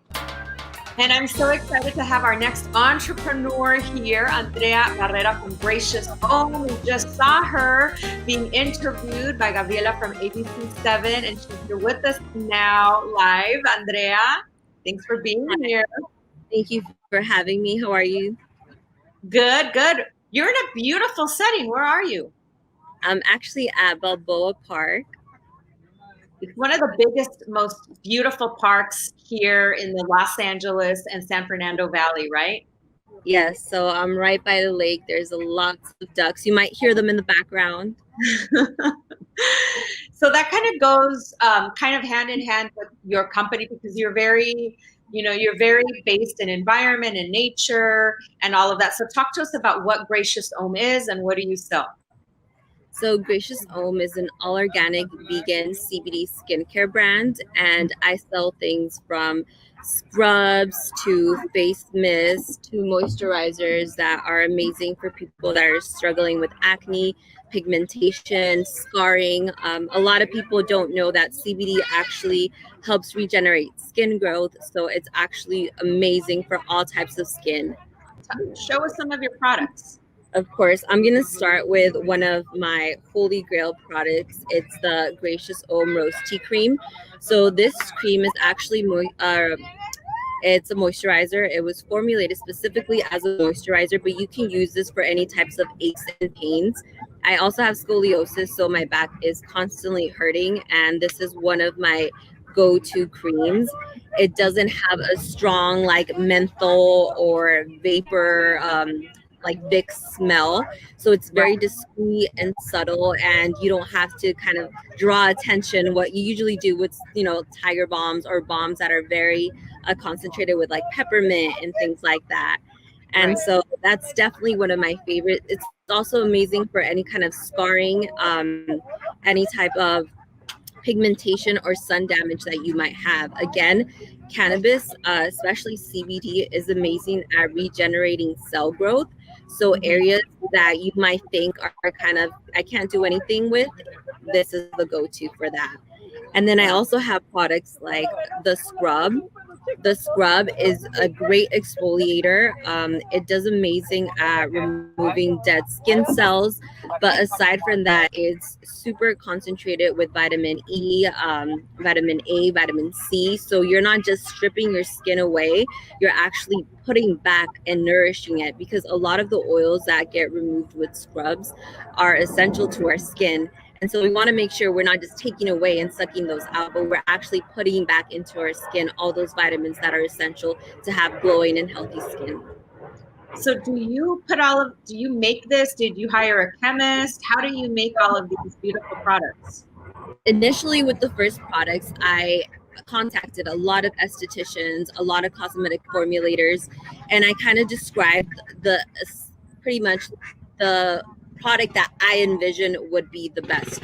So I wanted something that was vegan, something that wasn't heavy and just sitting on your face, but also something that was going to cure your acne, cure your whatever like eczema, rosacea that you might have without making your skin dependent on it. I was sick and tired of using products that dried my face out, temporarily healed my face, and then when I would stop using them, everything would come back. So I really wanted something that was as far away from that as possible. So something that was just natural and that was going to help your skin heal in a natural way without becoming dependent on it. Awesome. So That is amazing. you can shop using Latina15 to get 15% off the website. Awesome. And tell us what your website is. Where can people find you? You can find it at gracioushomme.com.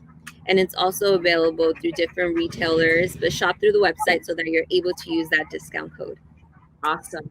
Well, thank you so much, Andrea. We wish you all the best. What a great story you have. And thank you so much for being part of ENTREPRENEURFest. Of course. Thank you for having me. Hope you guys enjoy all. Latina Entrepreneur Fest? This is my people. But seriously, ladies, I know this is a difficult time and it's very easy to feel alone. And even if we never meet, I just want you to know that I and lots of people like me wake up every morning rooting for you and grateful that you're still in